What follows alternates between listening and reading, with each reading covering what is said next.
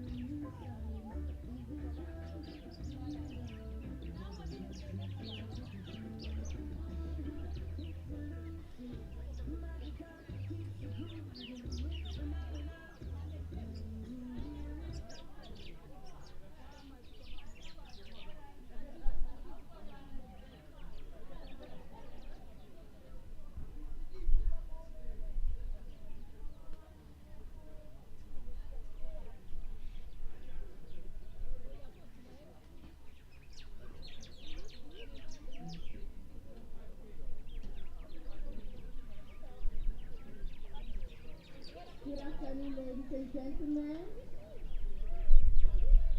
On behalf of International Cricket Council, the board, the chairman of the Ghana Cricket Association, Welcome to BCA Oval 1 for the ICC U19 Women's T20 World Cup Africa Qualifier final. As the sun gets hotter, the tension gets hotter. Is it going to be Tanzania or Rwanda going to the World Cup?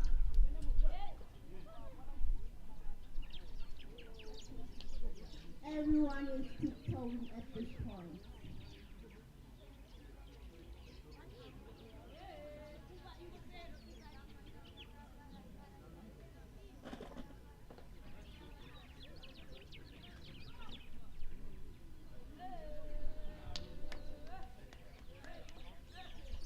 Just few hours towards the end of this tournament. Who is going to be the champion? Who is going to take us to the World Cup?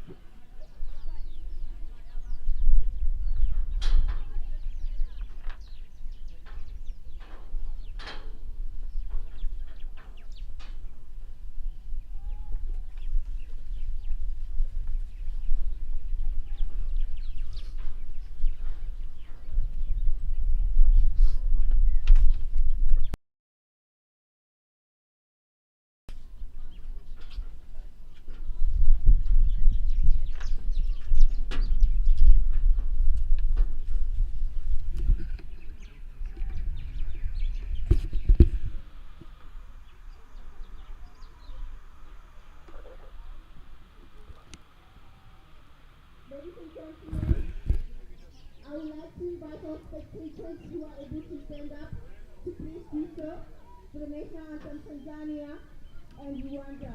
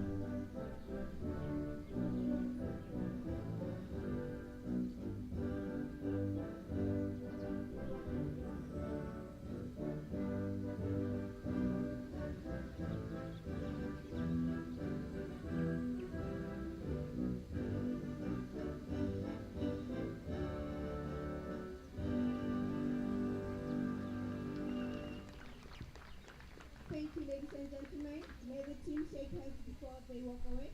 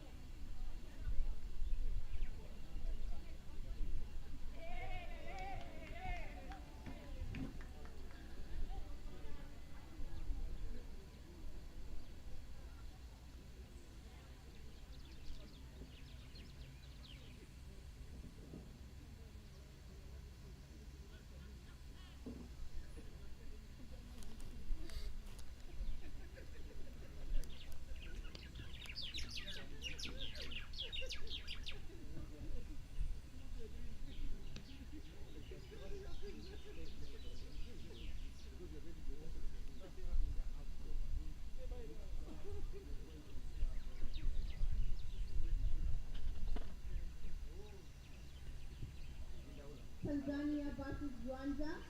Tanzania won the toss and opted to bat.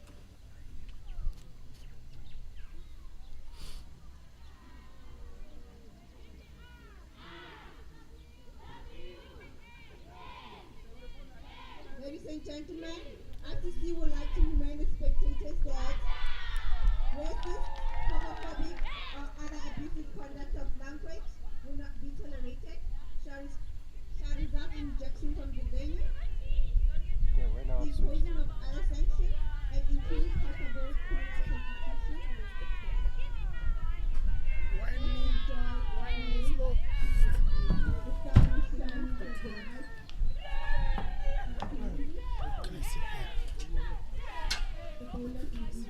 Am I strong enough? Yes. Hey, this side. This side needs to be carried.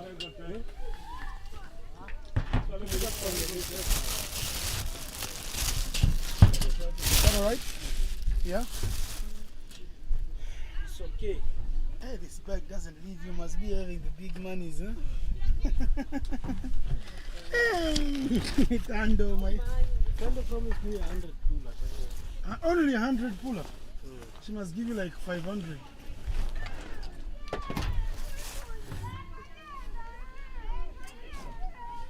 Hey, mama.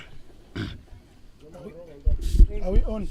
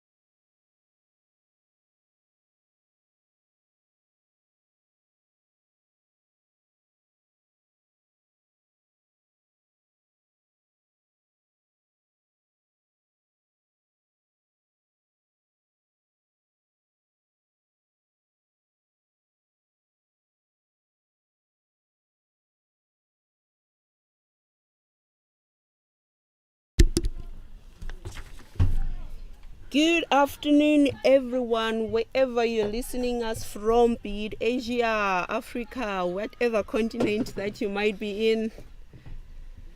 This is the day that we all have been waiting for. The ICC Under-19 Women's T20 World Cup Africa Qualifier, the finals. Rwanda taking on Tanzania.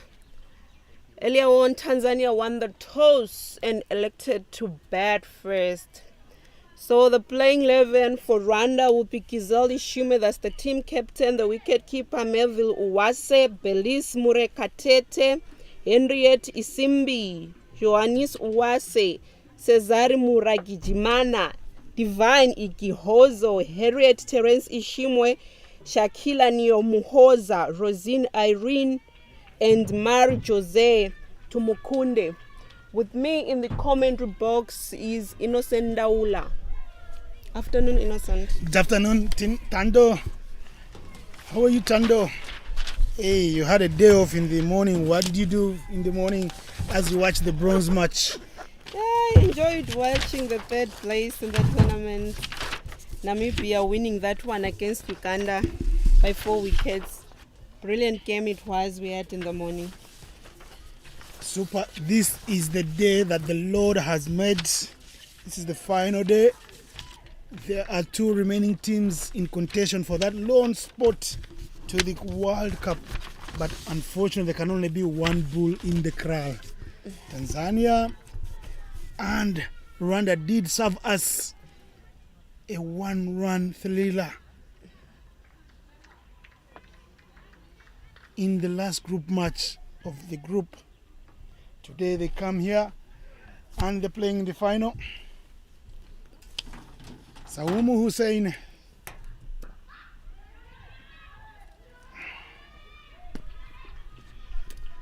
and Selasini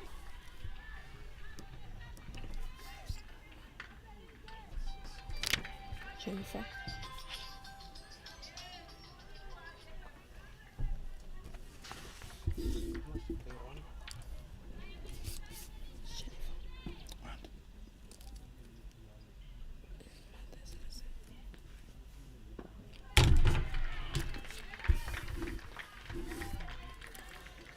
is Jennifer Kimaro and Selasini opening the batting.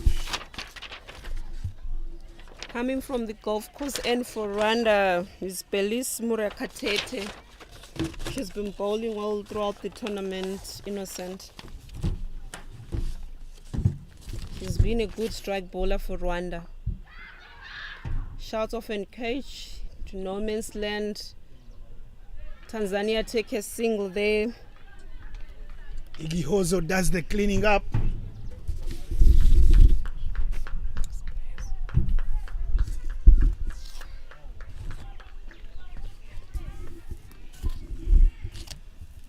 Berise Murakatete, 9 wickets in the tournament thus far. Just 1 wicket away from Agnes Joseph Kwele.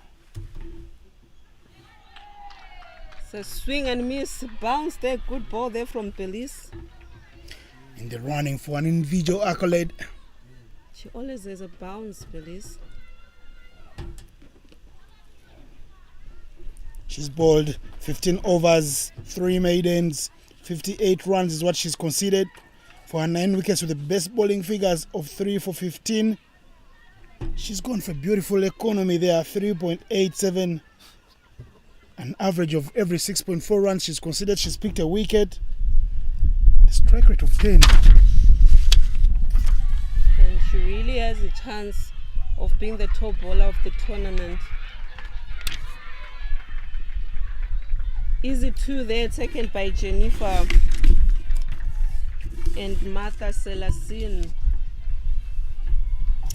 Shakira Niyomuhoza does a very good job to put her ball on the line here, running through from deep square there to third man region, chipping in a dive. She didn't know where the ball was, but she had saved her team 2 runs. Runs are flowing in the first over.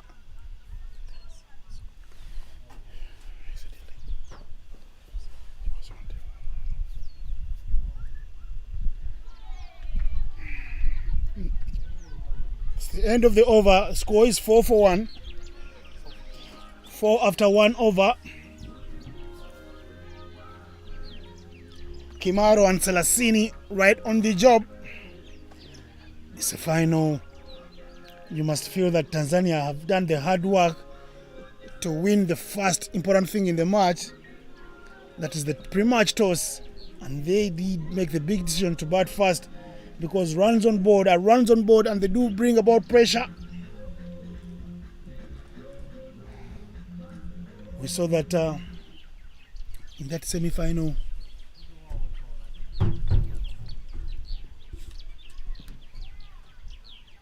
When Uganda did play Rwanda,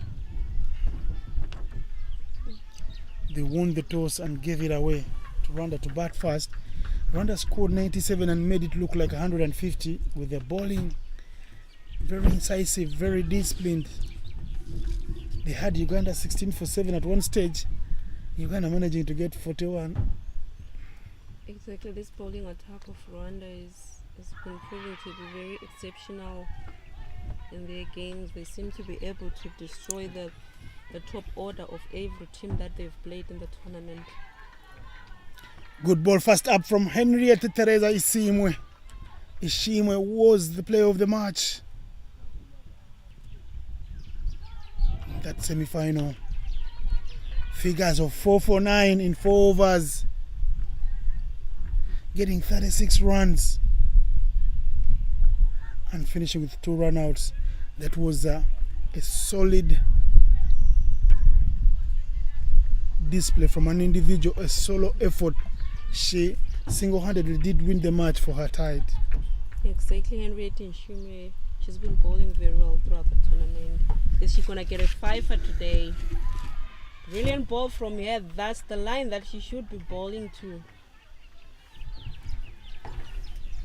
Early days in the power play, early days in the final. Only yesterday we were starting this tournament. But time does fly. And the World Cup spot is at stake for the 2 East African nations here. Every ball counts today. It's the final. Rwanda wants to go to the World Cup. So is Tanzania. They will be listening in at each other. They will know the language that is being used, Swahili from Tanzania, the Rwandans.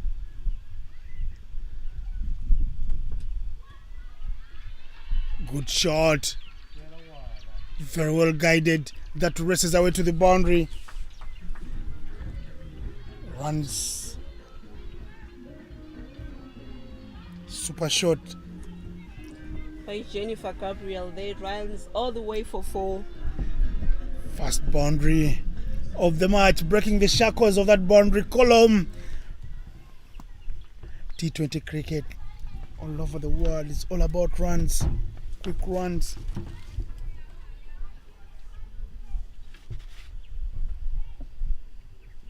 Belize continues from the dark court end. Sorry, that's Ishimwe.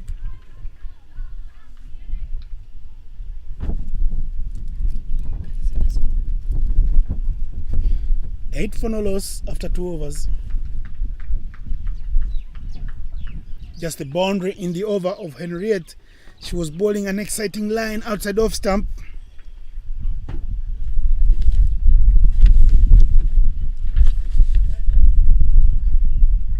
As I said earlier on, every ball counts in this game today. The Rwandan bowlers, they have to be very disciplined as much as they can and try and make these Tanzanian batters to wait for their runs. Well played there by Mother Selasin.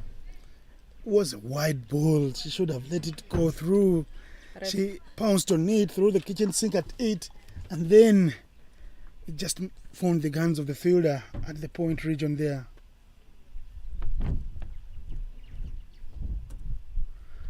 Some extra pace, extra bounce from Belize Murakatete.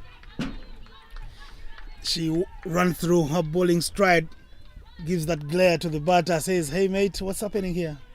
Yeah, Belize is bowling very well. You can see the energy when she's charging in her run up. Everything that she does, she puts 100% into her bowling.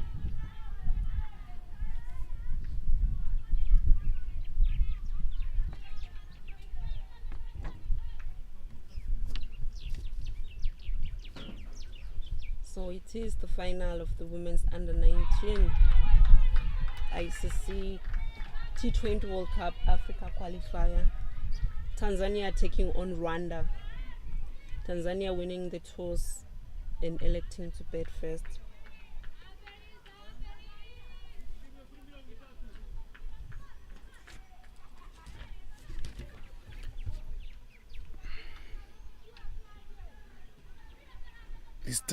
This Rwandan side, a couple of seniors, same with the Tanzanian side. I call them seniors because they play for the senior sides.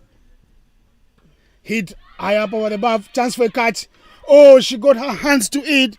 She couldn't complete it. Shakira Niyomuhoza would have taken a very good catch to pick up a first wicket for Rwanda. Chances early on in the power play should be taken. Uganda know very well that they've been punished throughout the tournament for not being able to hold on to early chances. And this Rwandan side, very, very experienced because they've been playing together for quite some time. Chance to run, chance for a run out.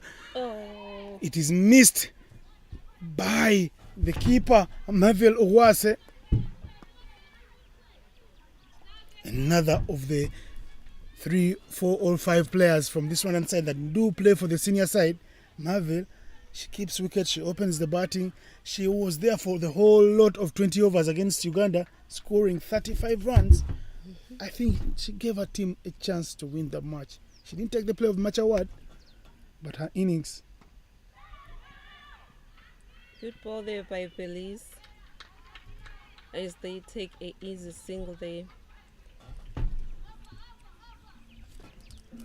That is the end of the over. 3 done, 10 for no loss. Rwanda keeping things tight, getting punished just once with the boundary. There was a catch to Shakira Niyomuhoza. Shakira running in and not able to control her speed to stop and take the catch because it was there for the taking. It was in her line.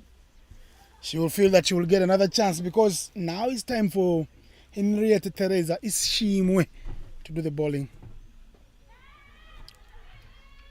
Good diving effort there. Running from point to gully point area and then chipping in a dive.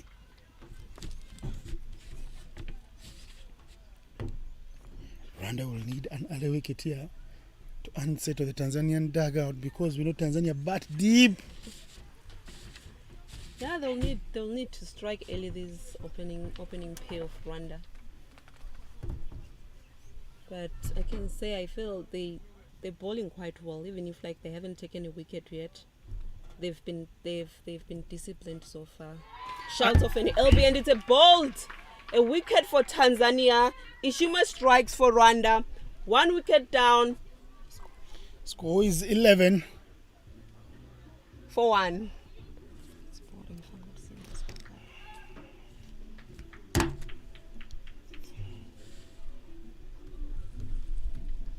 She was looking like she wanted to play a very long innings, but wasn't going to be her day. She gets bowled Selasini with one that looked like it crept low. Is the wicket too paced?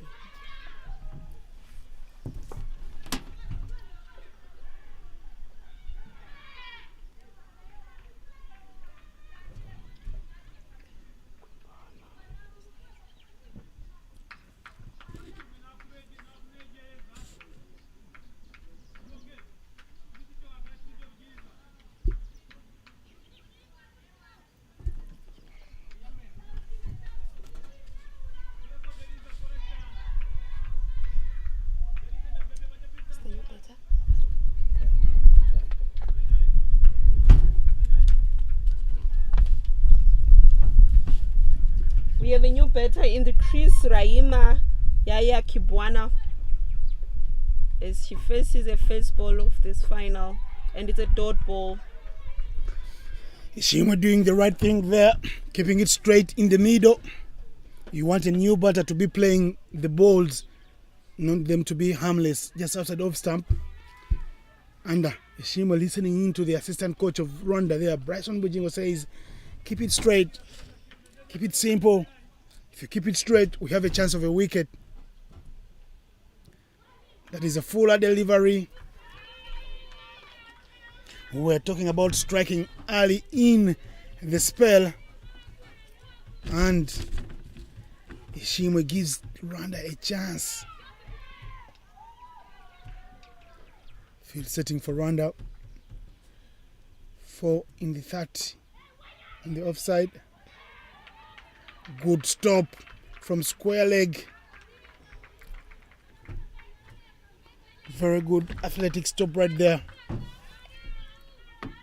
So before that wicket in the previous over, which was bowled by Belize, only conceding 2 runs from that over.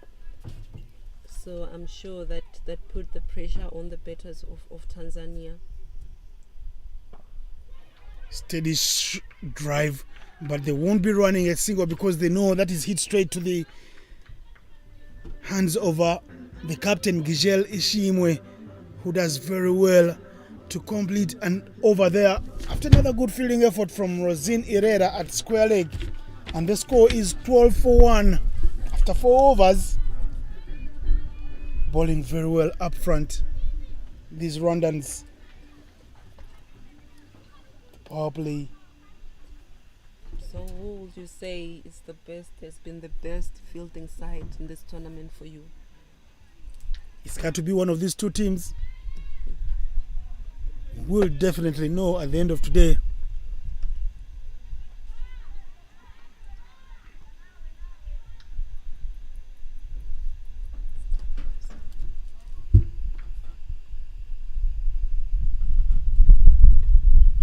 Belize is back, and they keep tapping her to the third man region, where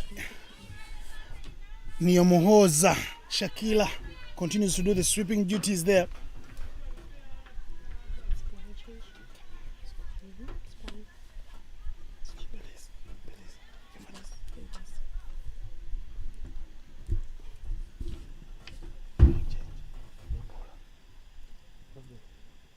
Javanisu was coming from the golf course, and the umpire signaled a wide there.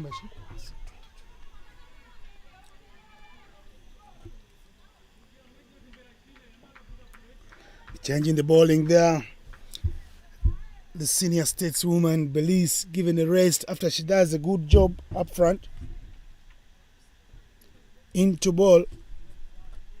The generator end. Giovannis Uwase. She gives an extra.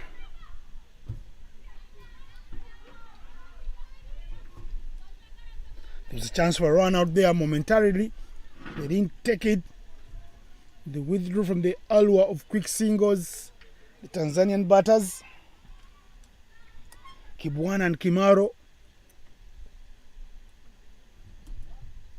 That's a very good delivery. The shot for LBW is on, but that was too high.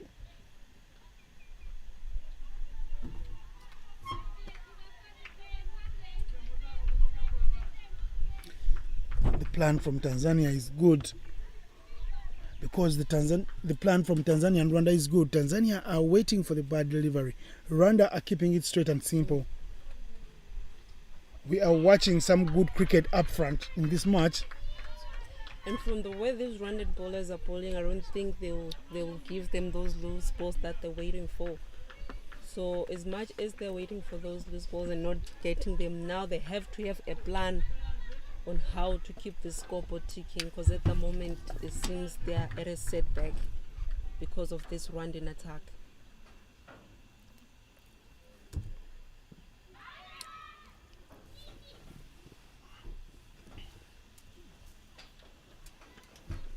It's a leg by the signal by the umpire.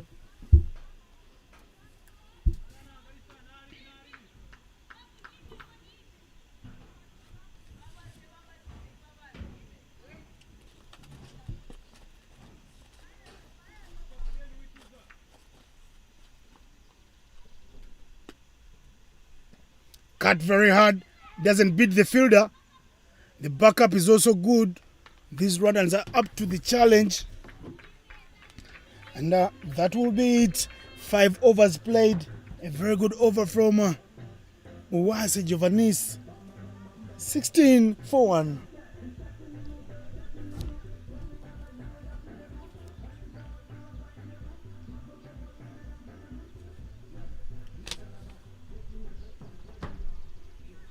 I love the way those fielders in the 30 are handling their business. They're on their feet. They're not giving anything away in the 30 yard.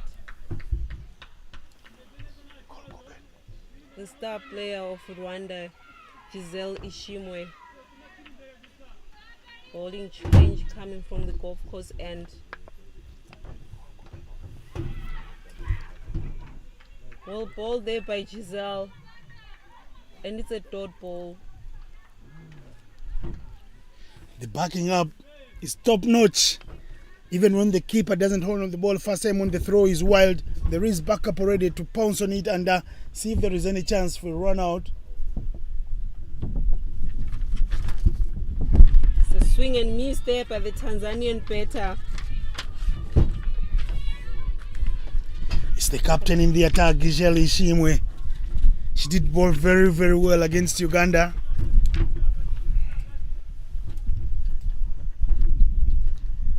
Another good ball. They are off running quickly because the fielders are standing at the 30-yard mark. She's not very happy that a single has been stolen off her bowling. Giselle is a tough competitor. She is. She is.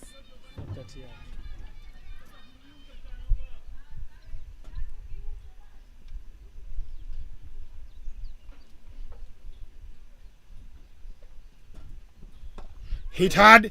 Chance for a catch. Pierces through the offside. The chase is on. She will play second fiddle to the chase. 4 runs. The runs come in the final over of the power play. They've been looking for boundaries. Only gotten 1 thus far. This is the second. The assistant coach of Rwanda is going to have a day when he runs his voice hoarse because he is in this to win it. They need to be on the Airbus from Kigali for the World Cup. It will be quite interesting how the captain says it feels it after this power play.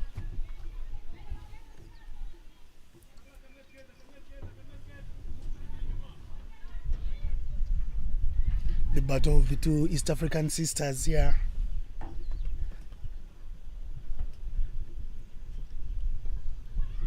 Right in the middle, and they set off a quick one. Uwase, the keeper, holds onto it, but was too high.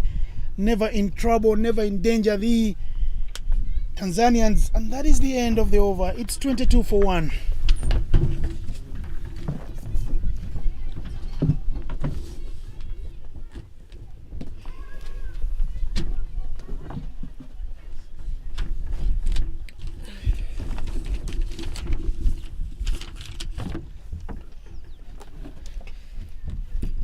It will be change of commentary. Joining me now is Kuben Pillai, the tournament director of the ICC Under-19 Women's T20 World Cup Africa Qualifier. Afternoon, Kuben. Afternoon, Tando.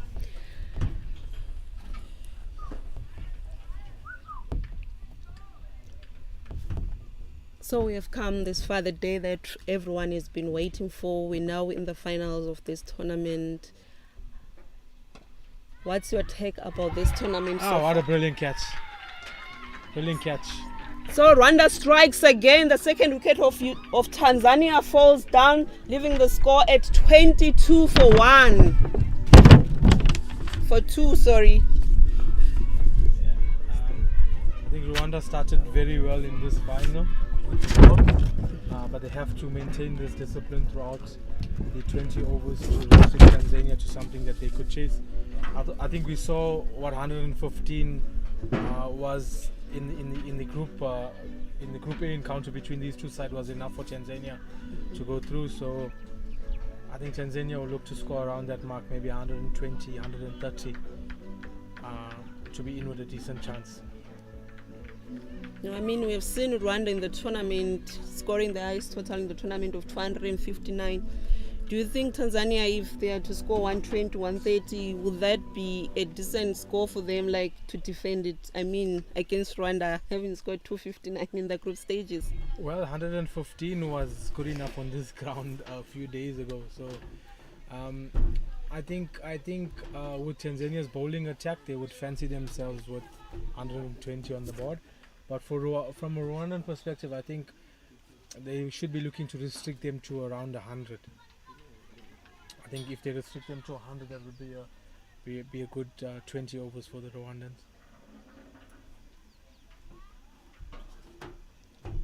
So with this tournament being us having these finals today, you have watched most of the games in the group stages. Are you happy with the performances? Are you happy with the talent which these ladies have been displaying in these last 10 days of the tournament?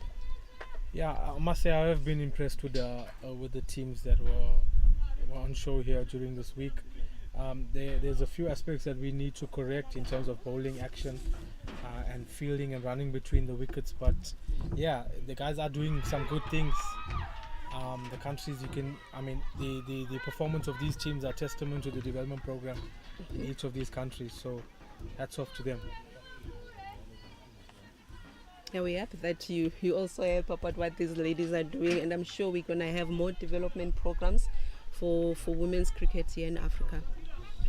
Yeah, all of these countries are trying very hard, and credit must go to them.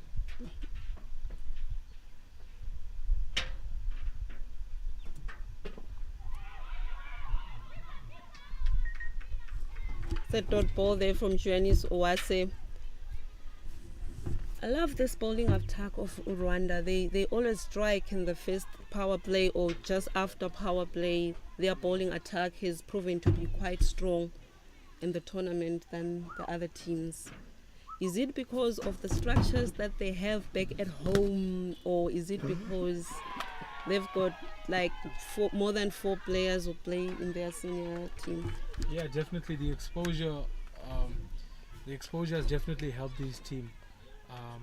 If you look at Henrietta Shimwe, Janelle, these are players that have played for the senior women's team, and they've played at a higher level.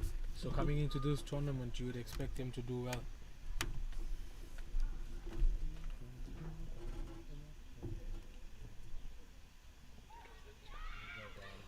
White ball signal there by the umpire, Janice Uwase, giving it away.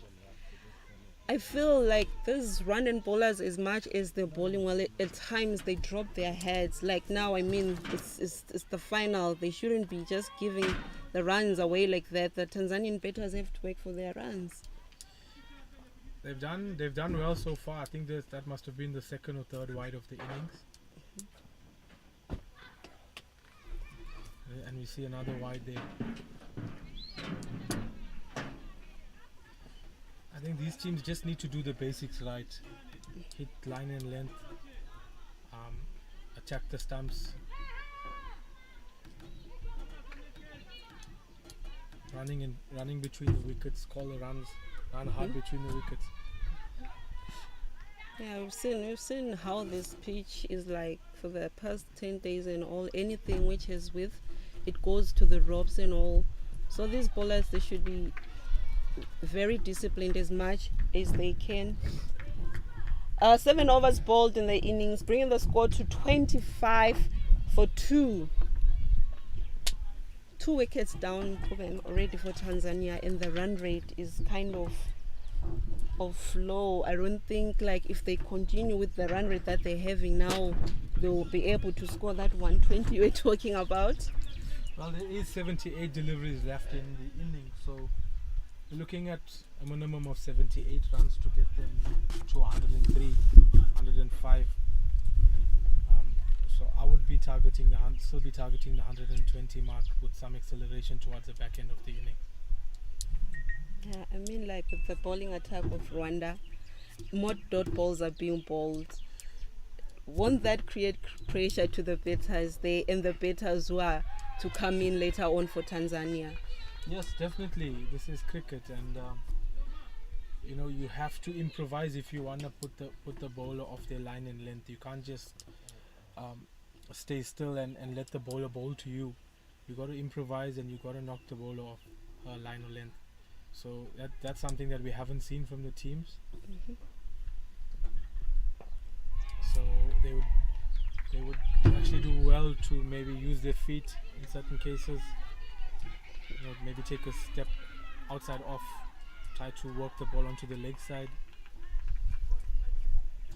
So Giselle Ishima continues from the dark pot end.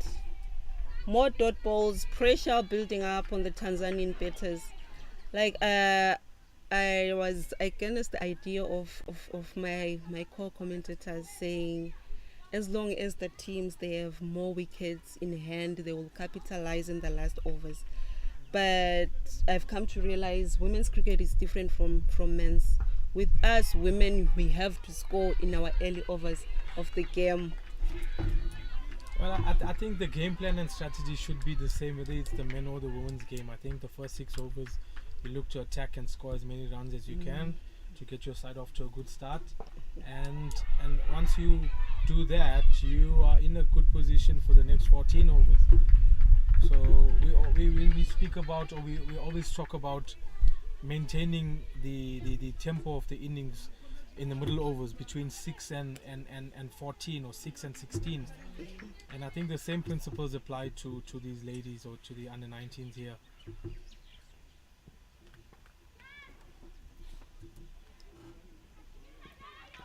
Good shot there over mid-wicket region, and they take 2 runs, leaving the score at 28 for 2 after 8 overs.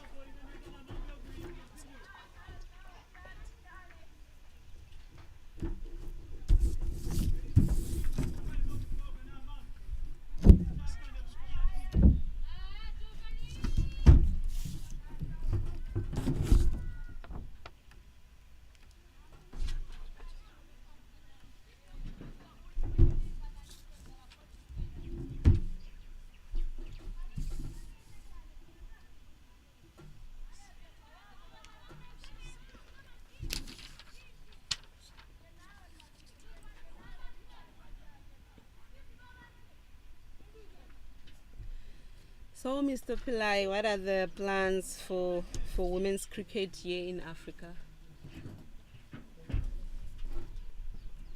I think we need more competitions in Africa. Tournaments like the Kwibuka. We saw the Invitational that happened in Nigeria in March. That was also a fantastic event. Rwanda claimed victory over Nigeria in the final. We need to expose our players to top level cricket. Within Africa, amongst associates in other regions of the world, Europe, Asia, we need them to play on different surfaces in different conditions and gain that valuable experience. And if we can do that, and if we can give them that exposure, the game will grow in Africa. On the development front, I think we need to, the schools program would need to have a decent split of male and female cricketers, and that's something that we strive to do in Africa, is get a sort of a 50-50 split amongst male and female cricketers at school level. And if you are to develop that base of cricketers at school level, that you will see the players blossoming at this level. So it's all about the structures that the countries have put in place, and Rwanda over the years have established a very solid development program. The same for Tanzania, and as you see, these are the 2 teams in the final here today. The amount of cricket that has been played between these teams or by these teams, it shows on the field of play.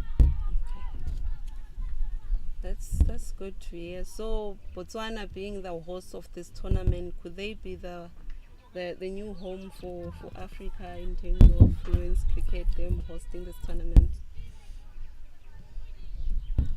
I wouldn't say yes, but I think that the decision to bring the tournament back to Botswana was more from a safety perspective, with the hotel being so close to the ground and us hosting in a biosecure bubble last year. I think it was more of a security consideration and a safety consideration that we brought the tournament back here. Yes, we want all of these countries to host, and we like to build up the capability of all of these countries to host such tournaments in future. So we rotate the tournaments amongst the members, and we try to give, or we try to raise the awareness of the game in each and every single country that we take these tournaments to. So Johannes Uwazia continues from the golf course and gets pulled away just for a single. Well filtered there by the Rwandan fielder.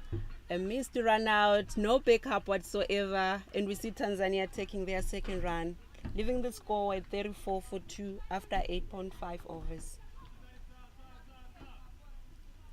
So beginning of the tournament, we had 9 teams in this tournament. Were you happy about what the other 7 teams displayed? Yes, to a certain extent. Malawi is a very young team and they'll definitely be stronger at the next tournament with majority of those players coming back. Likewise, Tanzania, Rwanda, the top 4 teams, Tanzania, Rwanda, Uganda and Namibia will also will look to put up a better showing at the next tournament. But I've been impressed with the team so far. Of course, all aspects of the game can improve, batting, bowling, fielding, but I just would like to see the teams do the basics right. I think in any sport or in anything that we do in life, I think the basics has to be done right, and that's the playing straight, running between the wickets, calling off the runs, effort in the field, backing up, so forth. So I would definitely want to see an improvement at this edition of this tournament, the future edition of this tournament. So one last question for you before you leave, Kevin. Are you happy about what the local organizing committee did in preparation for this tournament? Absolutely. The organization has been fantastic. We've not had a problem the entire week. And hats off to BCA for the show that they've put on. So missed run out there. No backup again. Tanzania take the second run, leaving the score at 36, 9.1 overs bowled.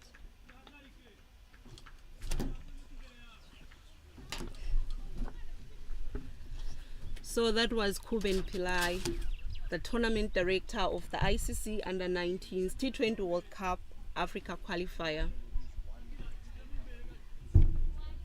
In the commentary box, I'm joined by Wycliffe Haley. Afternoon, Wycliffe. Hi, Tandu. How are you? Good. Did you enjoy your lunch? Yeah, pretty much. I enjoyed. And how are you finding the game? Are you enjoying it? I mean, this is the finals of the Under-19s.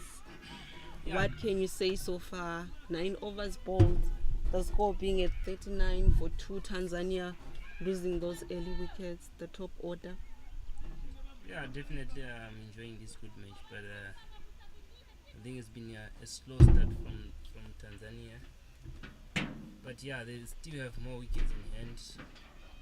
And actually, I think these 2 bowlers so far who've been bowling, I think they're actually bowling different lines, and the Tanzanian ladies, the batters, they're actually finding it hard to score some runs. So yeah, definitely I think since they still have some wickets in hand, I think when the slow bowlers are come, I think they're going to attack them and put a better score.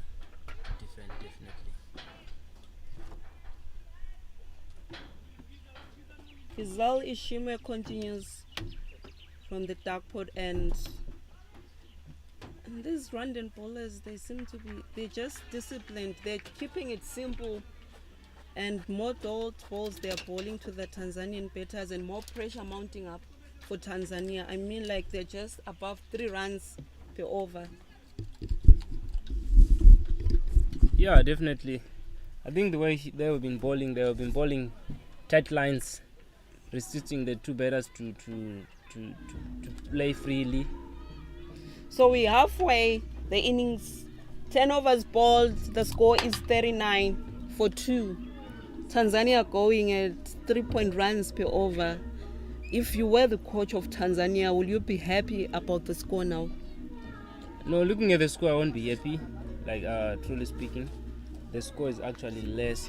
Like, I'll be actually disappointed. But at the same time, you have to actually encourage the 2 batters which are in to just stick around, wait for loose balls, stay in the game, stay focused. Yeah, obviously, bad balls will actually come.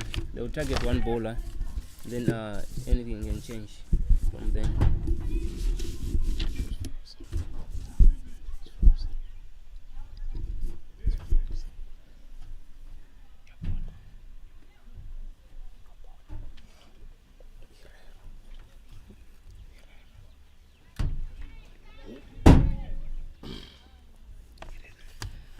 Got a bowling change for Rwanda. Rosine Herrera coming from the golf course end. That was pulled just for a single. That was a good stop there from Herneta Isimbi on the short fine leg. Rwanda dropping that cage. Pressure on both teams. Yeah, Rwanda not taking those catches. And Tanzania playing those risk shots. Is it the nerves that they're in the finals? yeah, I think every final has its own nerves. Well filtered there by the covers. Looking at the lines which she's bowling there, I think is actually lines which are actually good for a T20 cricket. Looking at it, these two batters are actually getting a chance for a catch there. Slightly drop in front of the fielder there. Herneta Isimbi. Giselle seems not to be happy there that fielder dropped that cage. She's not happy at all. I like the fact that they've continued with this attacking field of theirs, Rwanda. Yeah, looking at it, these two batters are actually getting those runs inside the 30-yard circle. So why not to put the covers inside the 30-yard circle? 12 overs bowled. The score is 52 for 2.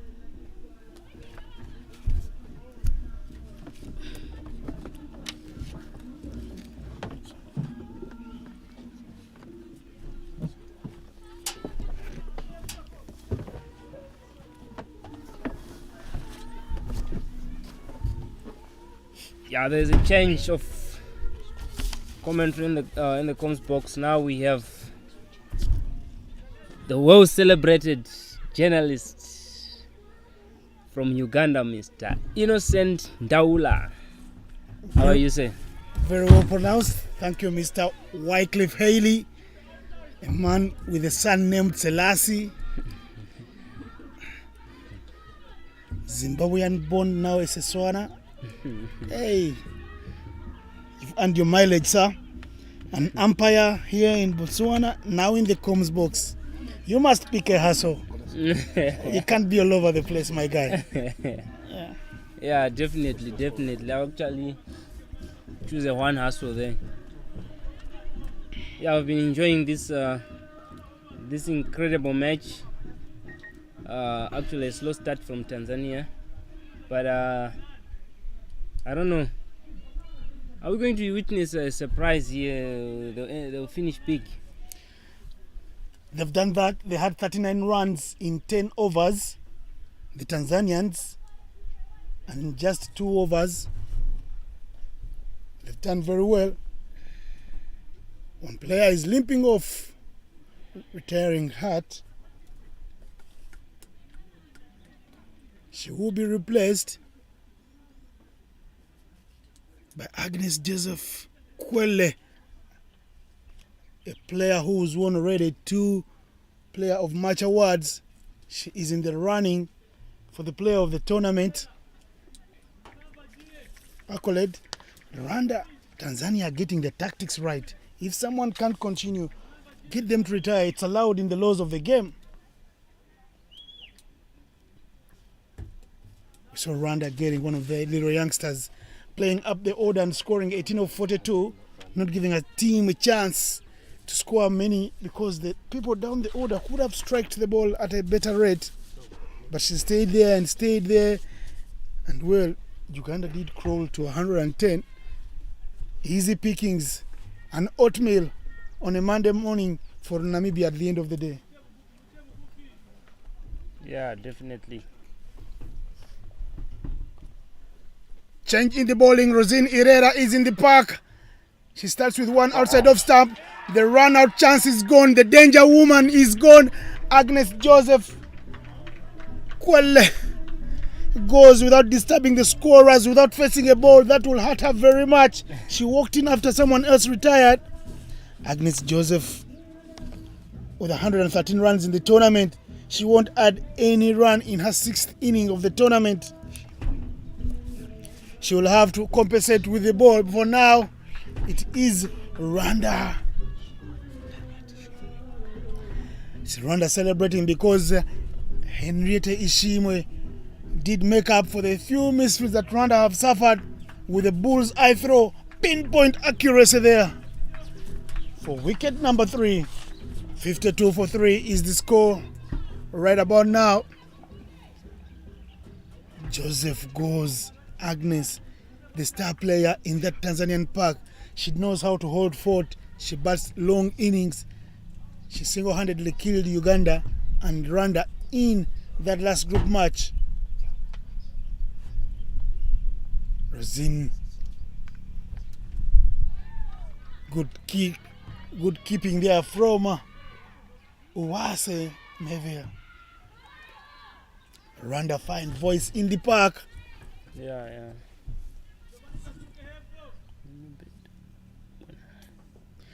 Chance for a catch, diving effort not taken.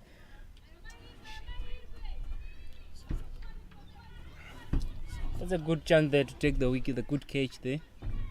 Actually missed by Henrietta Ishimwe. And point. And the new batter there is Mwanavu Amisi Ushanga. What a good shot there, string straight to cow corner. What a good throw by Belis from the cow corner region.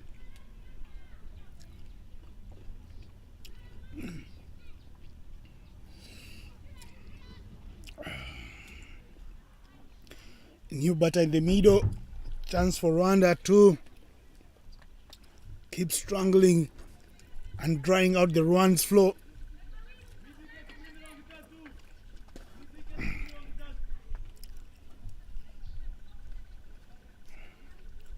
They're going for the kill, the Rwandan fielders. We only have one guy out, which is deep square. Pitched outside off stump. Shiga is hitting the gap to the only fielder standing out of the 30-yard mark. In deep extra cover, she's standing at what you would call 40 yards.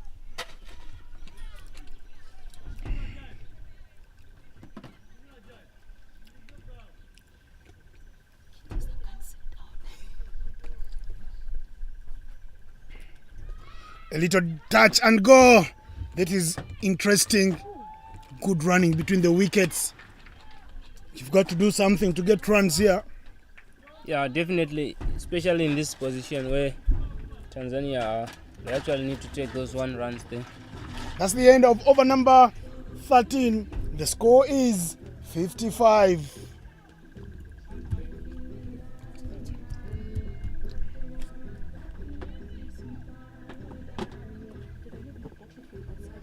Rwanda has been bowling absolutely well. Good lines, good length.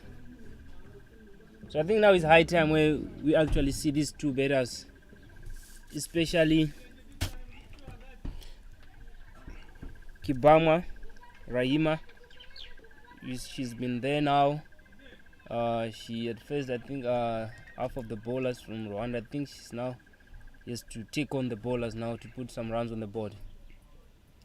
Good swing, good miss, good bowling.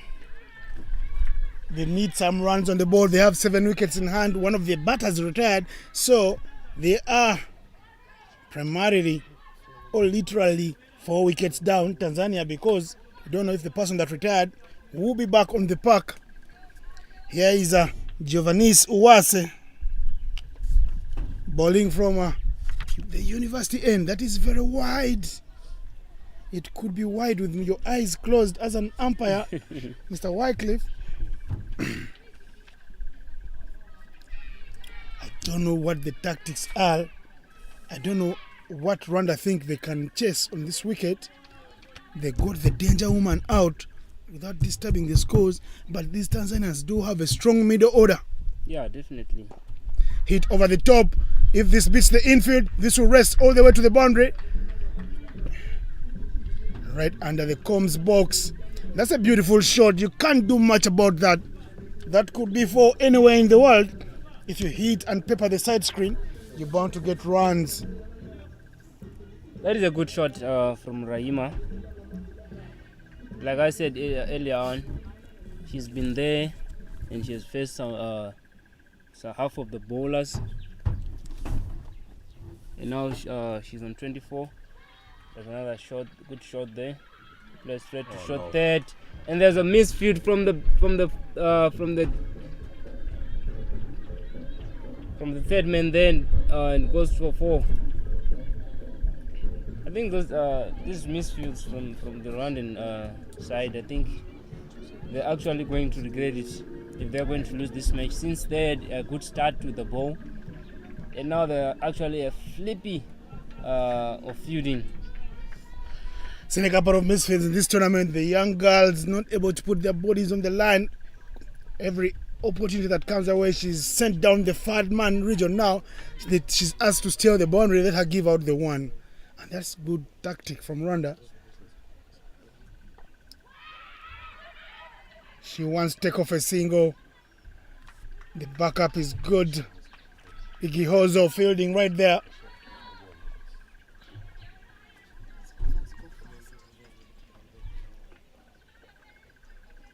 I think it's high time now for these two to go big.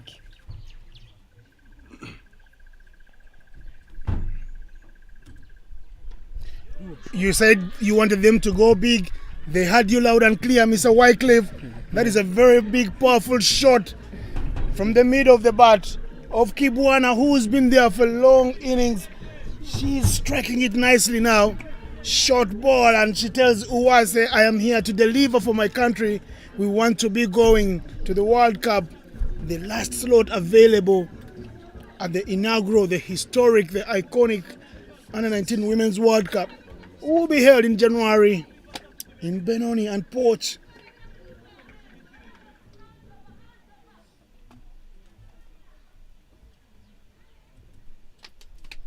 That's a swing and a miss. That's a wide. Called by the umpire. They had a good start, these ladies. Their bowling side. First start, they've been actually on the point, but now they're actually slight mistakes from the fielding and the bowling, giving out extras. Hit across the line. She runs very hard. The throw is not right on the money, but it's a good attempt from the fielder. And that is the end of over number 14. The score is 70 for 3. A very, very big over for Tanzania. They got 15 runs in the over. You were asking them to go big. They're playing with comms on. Their earpieces are wired. They are wired, these players. They must be listening to you, Wycliffe. And it's the final, it's the game that matters most. You either turn up or go home. This is the biggest party in Habarone today. It's at the Cricket Oval because there is an Airbus ticket to the World Cup. Big tournaments don't come behind. Henrietta Isimbi is into business. She takes the catch.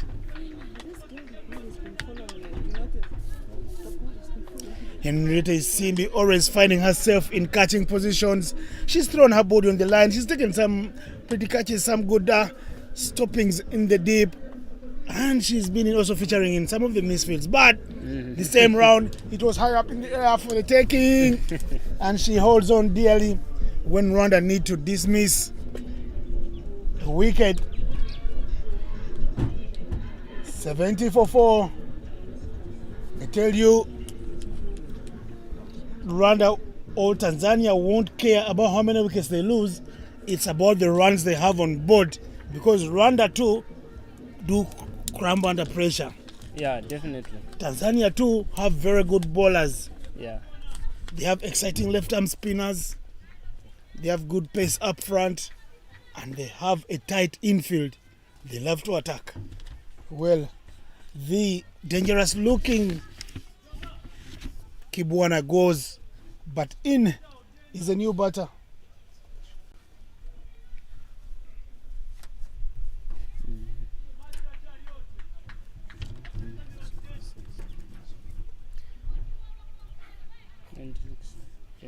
Jennifer Gabriel, the captain,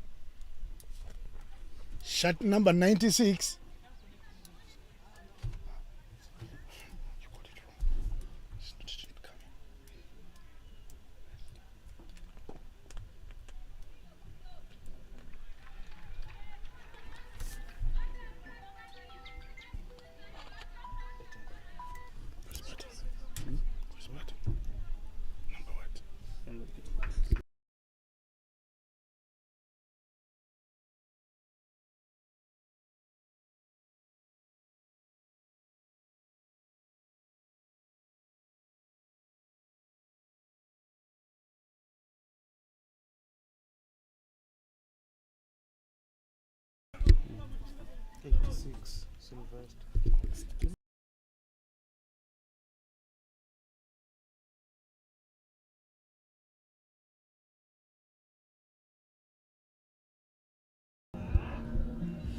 There was a chance for a wicket, yes, but Adolfina Jeremiah Sylvester survives. It'll be a free hit for overstepping. And guess who is overstepping? It's the spinner. How the hell does a spinner get overstepped? Sorry for my French there.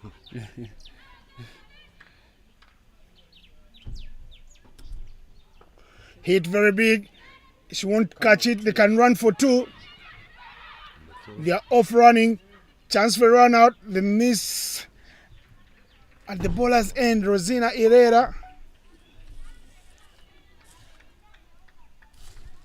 Rwanda leaking runs. You wanted Tanzania to get a total going.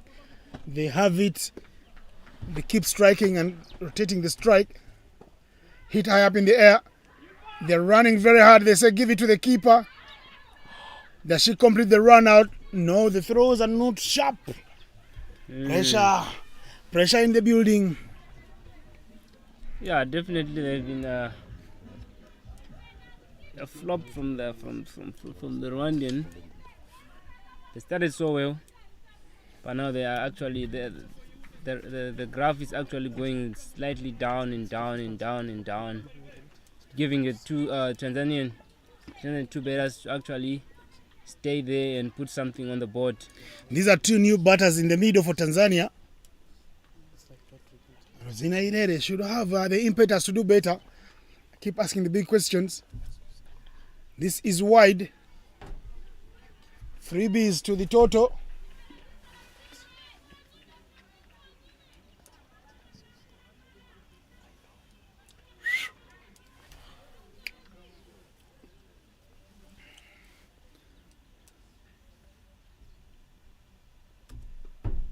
Hit very hard, but straight to the fielder. Unfortunately, not to score off a ball that was begging to be hit to the boundary. And that is the end of over number 15. 5 runs coming from the over. She's made up for the previous over that went for 15. Another 5 overs left in the match. Rwanda will be thinking they have it in their grasp. Tanzania will be thinking they can explode going on from here. And they bring back in the attack Henriette Ishimwe Teresa, a girl who's played in the Fair Break tournament. We saw her in the UAE playing for the Bami Army, picking up a wicket on her first delivery in that international tournament.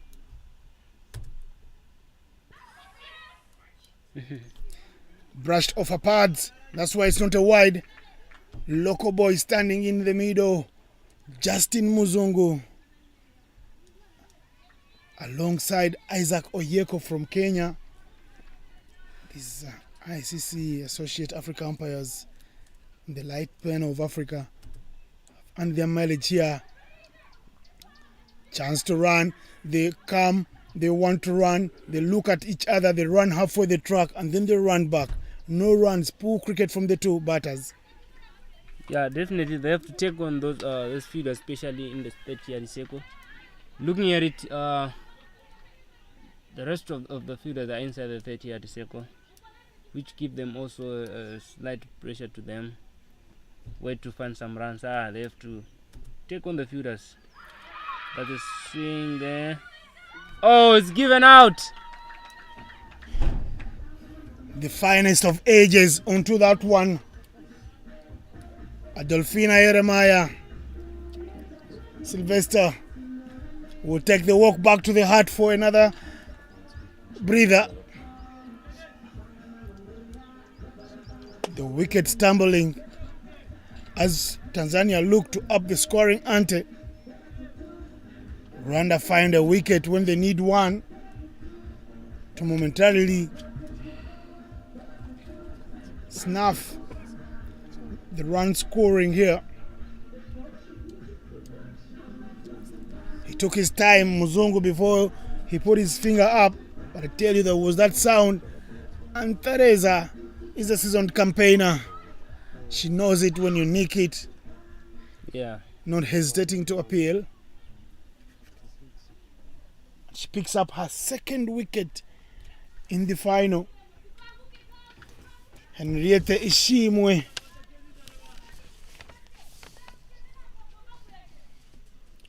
moving top of the bowling log in the wickets column, because now she's got 11 wickets in the tournament. Bakari is in and she will be on strike.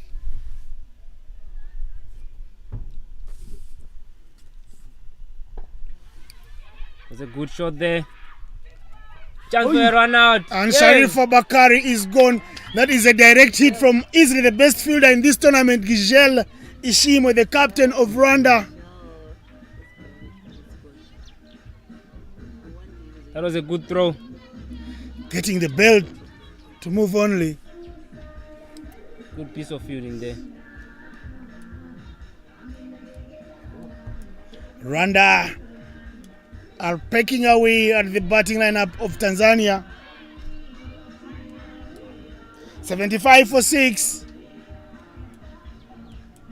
was only a few balls ago. 75 for 4.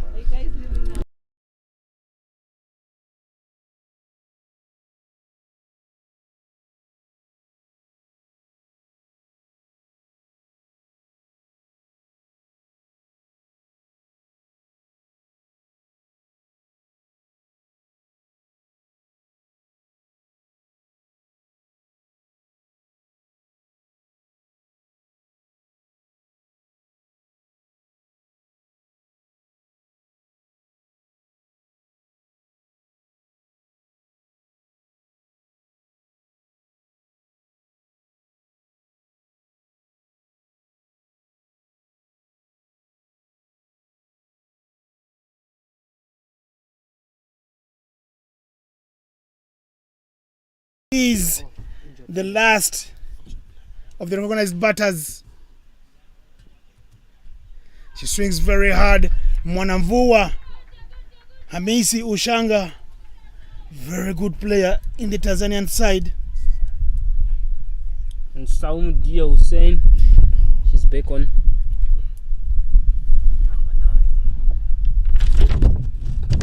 Hit very hard. They run again. They will get the run. Yes, the call was on. Shakira Niyomohoza was always never going to get that on the first time of asking.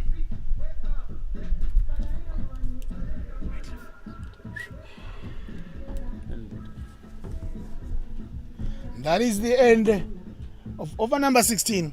76 for 6 to take us through the last 4 overs of the match.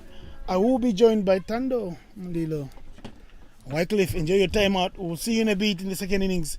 Hopefully, Rwanda or Tanzania, like you said, can get going and get the 3 coveted figures on the board.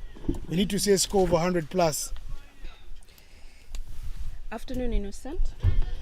How are you doing? I'm very fine, enjoying the game here. Rosine Herrera hits.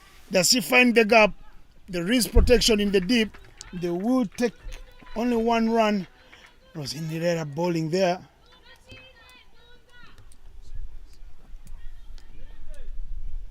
Sawomo Deo Hussein coming back to bat after she retired hurt because wickets have tumbled here in Habarone. Whoa, what a ball! Super stuff from the young Herrera.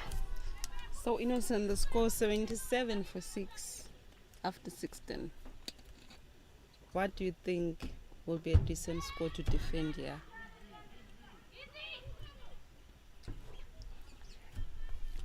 Anything at 4 per over is comfortable for me. So if they get another 4 runs, they'll have 80. 80 is 4 per over in 20 overs. That creates pressure for anyone in the final for women's cricket. I've seen it. Even the best of the associates, all the best South Africa were in trouble at one time when they played Uganda. They only got 96. Zimbabwe too have come and risen from spots of bother like this one because they didn't get many runs on the board, but they come back and field very hard. They make you feel the pressure that you did put on them, and they show that they're the big girls in the building.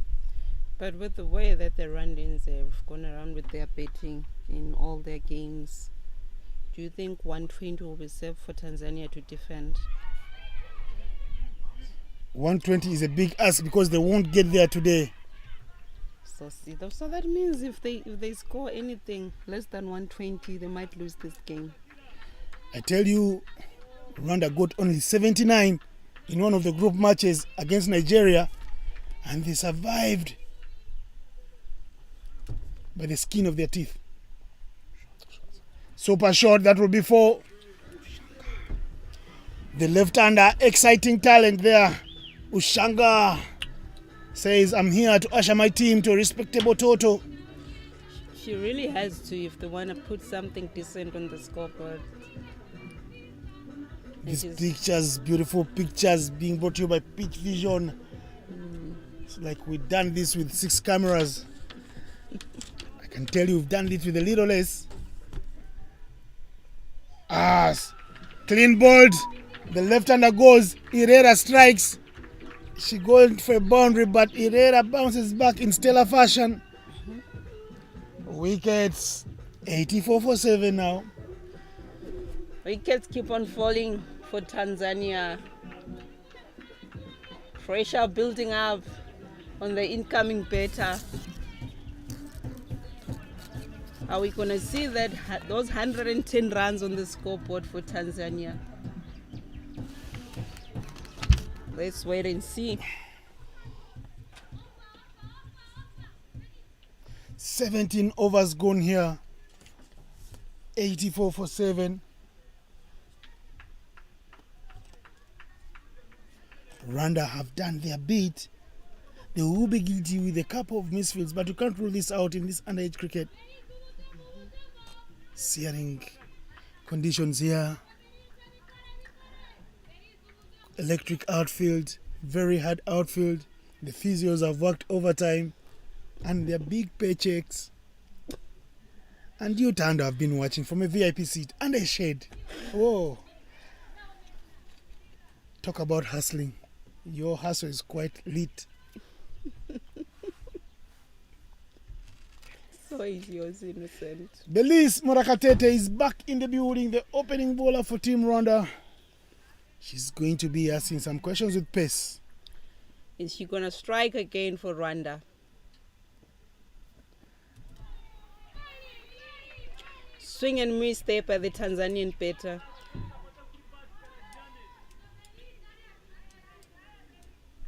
Belize has been bowling exceptional all throughout the tournament, Innocent.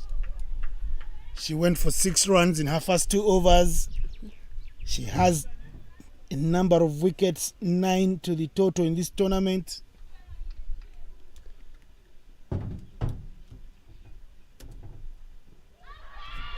Shouts of an LB, and that's Plum. The umpire gives us out. 8 wickets down for Tanzania. Things not looking good for them, Innocent. Rwanda have the tails wagging, scores stuck in the 70s. They were 75 for 3 at one stage, 75 for 7 at another. Now they are 84 for 8. Belize Morakatete gets 10 wickets now to her name in the tournament. The double figures. She's reached there, and she's only 1 wicket shy of catching up with her teammate Henrietta Ishimwe, who is on 11. So it's 8 wickets down for Tanzania. Rwanda bowling very well, but they mustn't forget that they also have to come back and bat. And the possibility of them not reaching that score is very much possible. And with Belize's pace, all she needs is accuracy, and she will be in business if the batter misses. She hates. Sonia Chachala Muya is in the building, joining Josephine Shirima. 2 new batters still on out.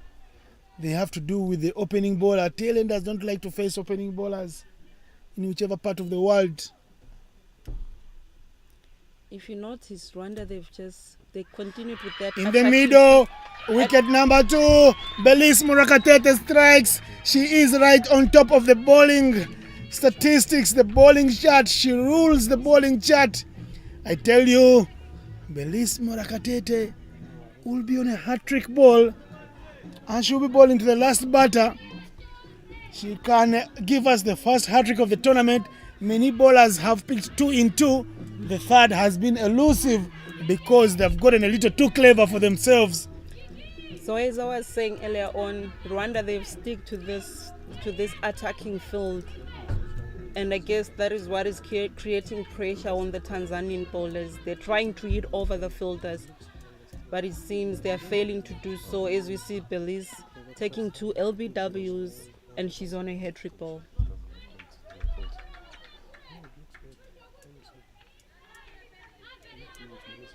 Belize Morakatete is being adjourned by her dugout. Sheila Shamte Kizito, the new batter in the crease for Tanzania. The captain, Michelle, having words with the dugout, says we're fine, come on, we're rooting for this last one. Here's Belize. She misses the hat-trick ball again because she bowled that one very, very wide away from the batter. Only why she knows better. She should have just stuck to a line that she got those 2 wickets from. I don't know why she changed the length.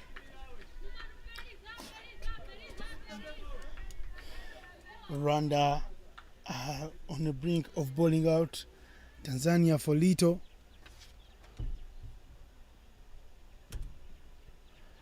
Another dot ball, some good pace, but keep it in the middle. I tell you, Tanzania will come here, they will be very pumped. They will throw the kitchen sink at Rwanda in the same vein. It's the final, there's no holding back.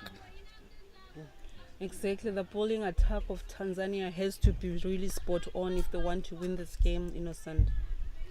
And you can give it to Rwanda, they have done it all. They didn't win the toss, but they bowled very well. Exciting lines here. Business lines, and that is in the middle. That is the end of the first innings. We are living in Belize Morakatete's world and only lucky to be there alive. It is 84 all out from a point of strength, 75 for 3. Tanzania have crumbled to 84 all out in 18 overs. Morakatete, Belize finishing with figures that are very, very exciting. 3 for 6 in 3 overs. She is right on top of the bowling figures as we speak now. But Agnes Joseph Kwele will be in the building too to bowl. She had 10, but Belize has got 12 wickets. The exciting figures of Henrietta Ishimwe, 2 for 7. You can see she did bowl 3 overs there. The superstar from the Fair Break tournament there, playing for the Bar Miami.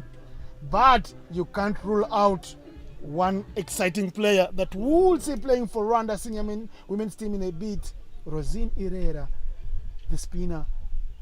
4 overs, 2 wickets for 24. It's the end of the first innings here. You look at this and you believe Rwanda didn't win the toss. They say in a tournament it's always hard to beat up on a team 2 times.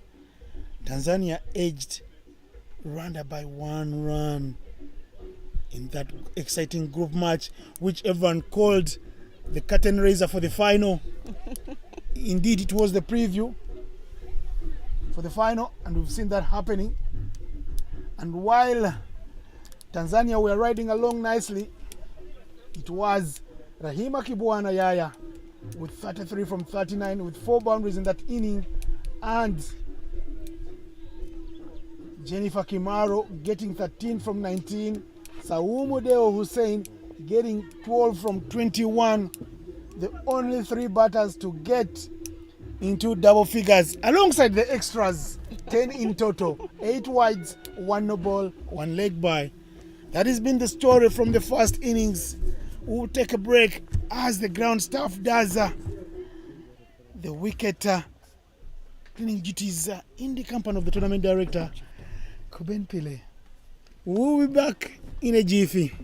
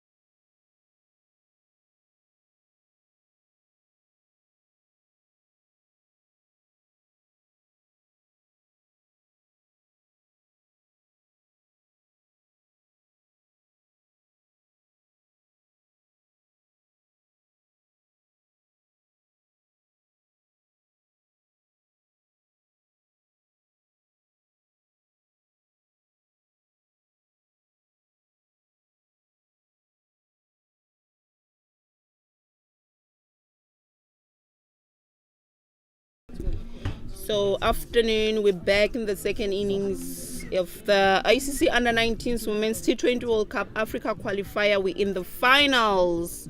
Rwanda taking on Tanzania. Earlier on, Tanzania won the toss and elected to bat first, putting a score of 84 all out in 17 overs.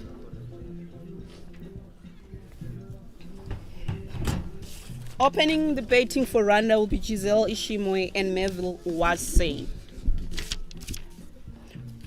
With me in the commentary box is Innocent Ndaula. Innocent, how are you? I'm fine. I've been flipping through my phone at the innings break. Hey. And if people didn't know who I was, they would have thought I'm from Rwanda. Or the Rwandan fraternity is giving me some work to do here. Yeah. I can imagine the pressure going on in Kigali because they're on the brink of something very, very special. And opening the bowling for Tanzania will be Agnes Joseph Kwele, the star player for Tanzania in the semi-finals. Taking 4 wickets in a spell of 4 overs, only conceding 9 runs. Making 47 runs not out in the semi-finals. Is she going to be the star player today in this match? Umpire Isaac Oyeko ready to get things started. He signals to the scorer's hat.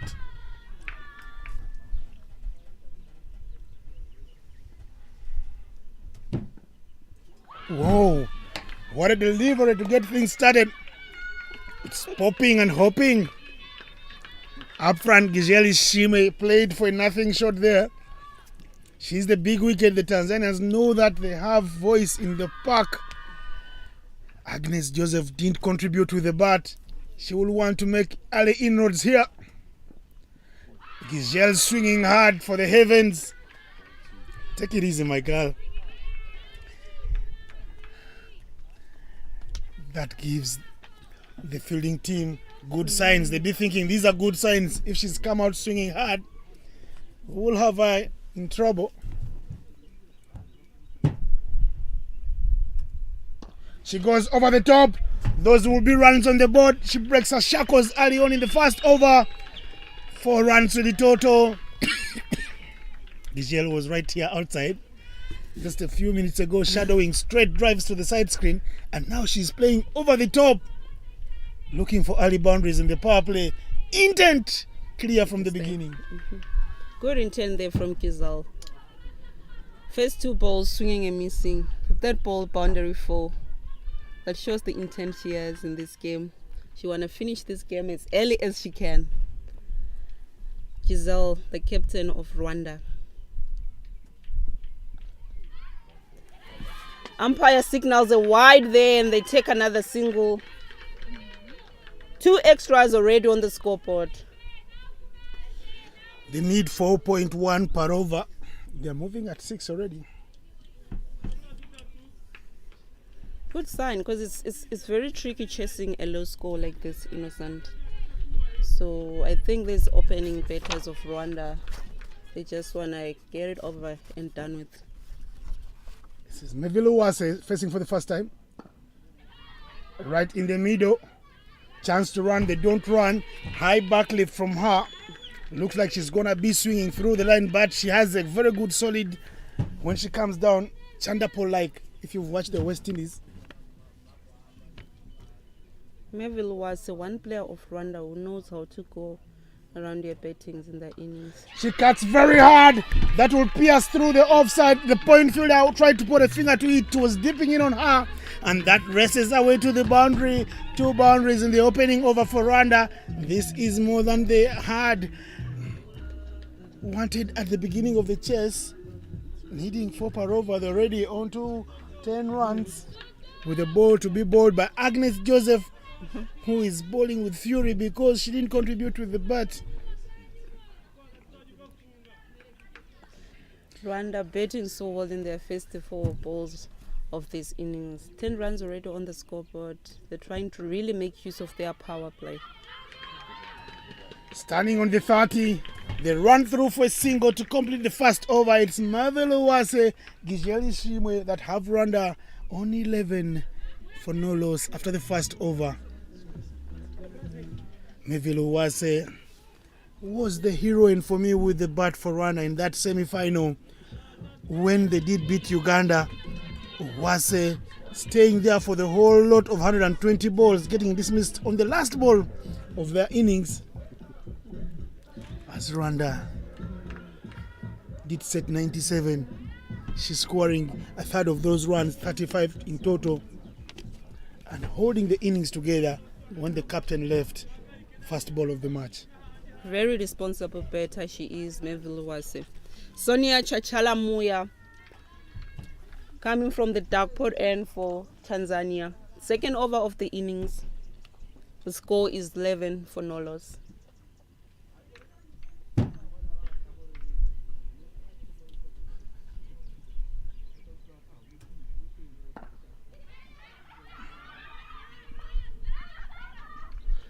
Nice backup of her own bowling from a throw that wasn't direct to the stumps. Sonia Chachala Muya. I mean, like, we're just in the second over of the innings and already Mavelo Wase making use of her feet. That shows the intent. She's calm, she's relaxed. She's not under pressure at all. Look at that. The way she moves her feet on the crease is exceptional. And if they continue playing like this, we will be done and dusted the shortest of days, yet it is a final. Because 10 overs, we should be home if Rwanda continue batting like this. But Sonia Chachala Muya starts with 2 dot balls. Hit straight. They run very hard. The run is good because Mavelo Wase was running to the danger end and she set off like a rocket.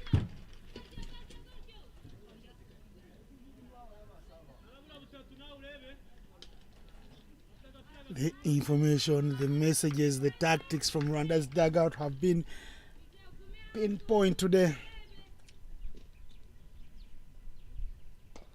Hit very hard, piercing through the gaps. That's a nice square drive. You don't see even many men play it. It won't get to the boundary, but they're running very hard. They wanted to come back for the third. Wase doing the right thing, saying, my captain, I need to see more of you play these beautiful shots. Stay around, mate. Runs keep flowing. So far, so good for this opening pair of Rwanda Giselle and Wase. They really have to set a good foundation if they are to lose a wicket here, Innocent. But I think from the way that they are batting so far, they should reach that total of 84. More runs because the fielders are standing back at 30 yards.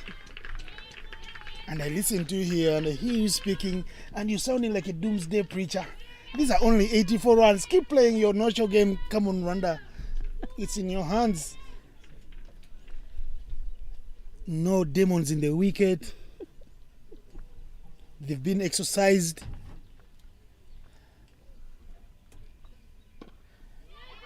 Wase high back lift, but she gets down in time to play these balls on the ground. Many times when you say a player with a back lift like that, you think she's going to hit it in the air.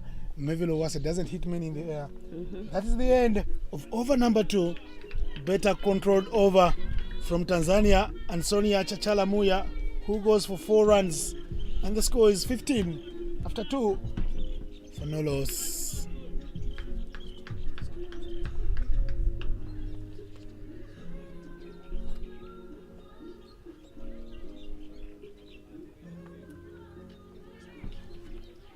Bowling change.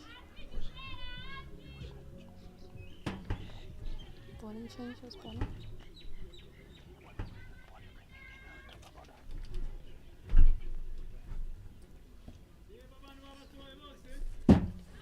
There will be a bowling change for Tanzania.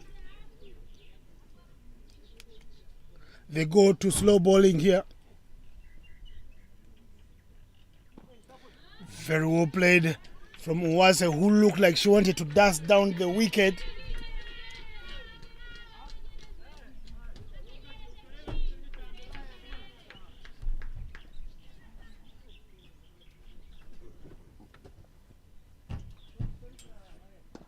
She hits very hard. That is good footwork from the fielder in the covers. She saved her team 2 runs. She could have gotten injured, but when you play for your country, you don't represent yourself. Millions of Tanzanians will be happy with that individual effort. Some good footwork. Harry Maguire like. It really scares me when I see fielders fielding with their legs, innocent. Hit very hard, but straight to the field again. Chance to run. Direct hit. Is that out? No. Not out. Uwase was in. They want to scamper through for a scary and uncalled for second single. They don't do that. Sheila Shamute Kizito bowling an interesting line with her spin. Tanzania bringing earlier on their spin bowler, but the Rwandan batters saying bring them on. They're taking on you in your first over. Kizito, a very famous name in East Africa, one of the mattered in Uganda. Given sainthood by the Pope way back in 69.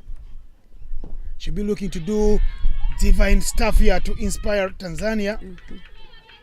Because Tanzania do need a miracle here going forward, because Rwanda are comfortable. They're going at this score like they're chasing 100 plus. They have things going their way. So far so good for the Rwanda team. They're batting well, the rotation of strike, the running of between the wickets, everything is exceptional, innocent. No risky shots played so far. They haven't offered any chances. I can say tidy batters they have there for Rwanda. They need to hold fort and keep playing like this. Neville Uwase keeps finding the gap, and she has a very strong cut shot. Some people call it a slap lately because she gives herself room with high back lift. She just comes down and comes it like a golf swing. It is 4-3 overs done here. Score is 21 for 7. A very fruitful over for Rwanda. They got 7 from it. 7 runs for over they are Rwanda. 21 for no loss in 3. 7 per over. They needed 4 at the beginning of the innings. They have 21 and they only need another 64 runs from 102 balls at a run rate of 3.76. So if they maintain this run rate at the end of the power play, they will be halfway to their target. From one spinner, from Kizito to Ushanga, Mwanamvua Hamisi Ushanga, who will be bowling from what I love to call the university end. Some exciting left-arm spin. Straight one in the middle. Uwase was looking to give herself room. Marvel.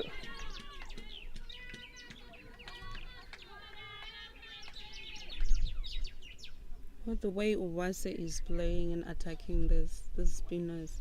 Short ball. She doesn't connect. Finest of edges. The leading edge.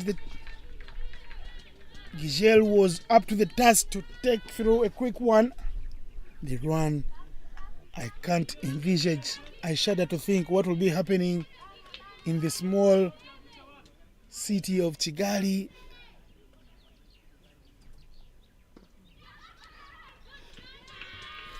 The running of between the wickets between these two has been brilliant. They're actually running a ball, keeping the scoreboard ticking. No pressure whatsoever for them, innocent. Cricket in Rwanda, having said in 2005, only 21 years old. They will be making 22 this year. That game of the gentleman's game there, the women only starting much, much later. And for them to be able to be the ones going to the World Cup from a humble background, there will be buzzing, there will be celebrations. Rwanda will come to a standstill tonight if they do qualify these youngsters.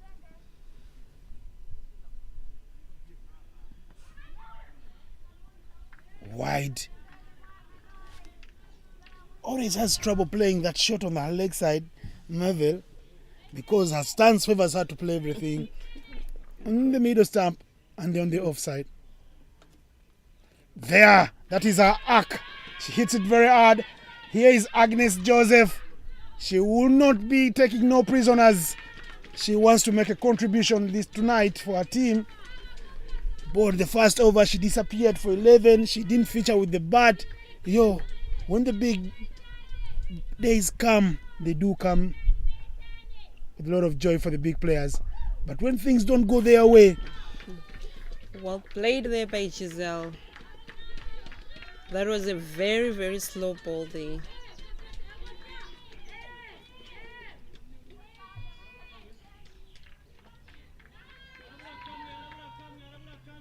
With the way Owase is going on her innings, that offside region, I feel they should hit very hard. That will run. Does it get to the boundary? No, the boundary rider does very well. But Rwanda will more importantly get a couple of runs. And then that will bring the end of over number 4. The score is 28-7 for no loss. After 4 overs, the run rate stays at 7. Rwanda are getting 7 per over. They're keeping it simple, clinical, without playing any rush shots. It's business time, and it's Rwanda who are right on the money. Are we going to see a 10-wicket win here by Rwanda? Here is Kizito, the Saint from Uganda. With a saint name from Uganda, she will need to do some divine stuff. I love the way you're saying the saint. Is the saint going to do a miracle here for Tanzania? Exactly what Tanzania need, exactly what my big boy Taher Kitisa does need. He's been pacing around the Tanzanian dugout. Dito danced down the wicket as comfortable as they come for Gigel. The season campaigner, she is playing like she's playing in the World Cup final. It's only an African final. She's all proving to be too good for the Saint.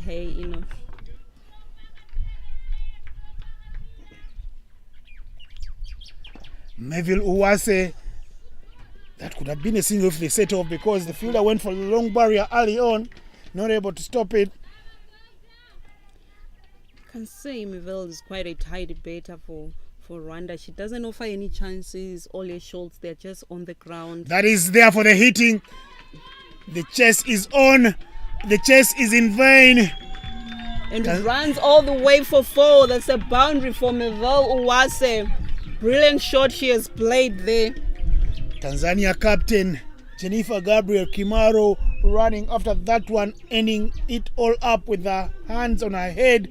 She can't believe what's not happening here today. It's not happening for Tanzania. They did beat Rwanda in that last group game. Very difficult to beat a team twice in a tournament. Ask the Ugandans, they know the pain, the agony of defeat they did suffer in the bronze match against Namibia. It's obviously the Rwandan team that went back to the drawing board to find out what they would have done wrong in that game which they lost by 1 run against Tanzania. And here they are today, the opening pair of Giselle and Owase proving to be too good for the Tanzanian attack.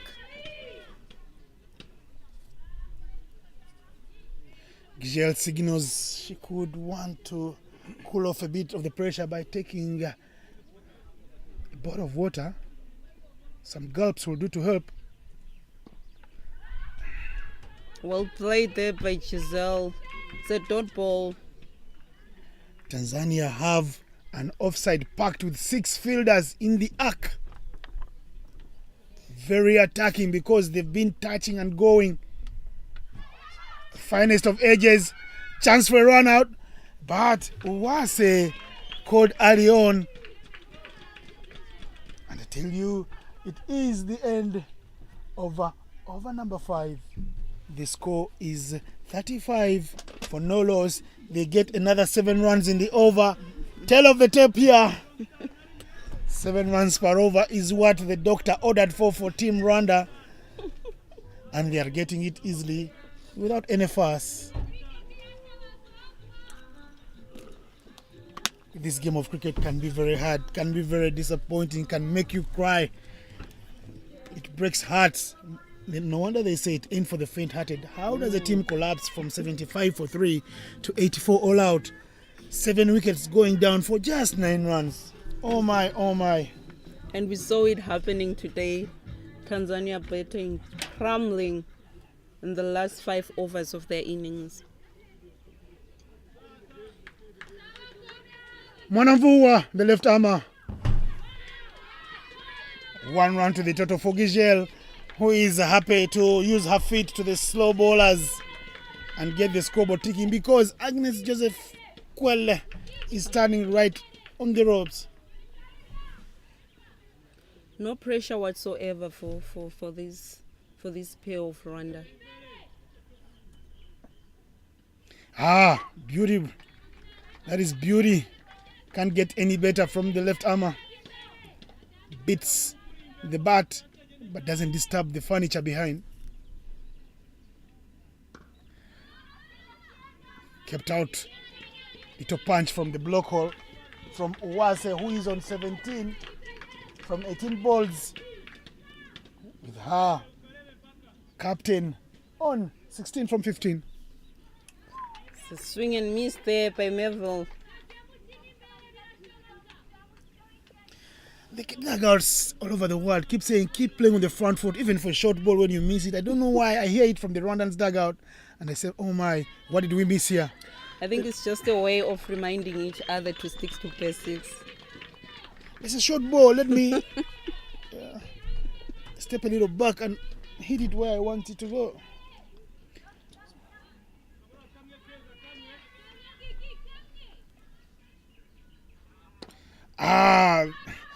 She wanted to hit that one very, very hard. It got into the middle of the bat, and that is a very good over from Mwanamvua Hamisi Ushanga, the left armour. I am a left-hander, and whenever I say left armour into action, I am happy and excited.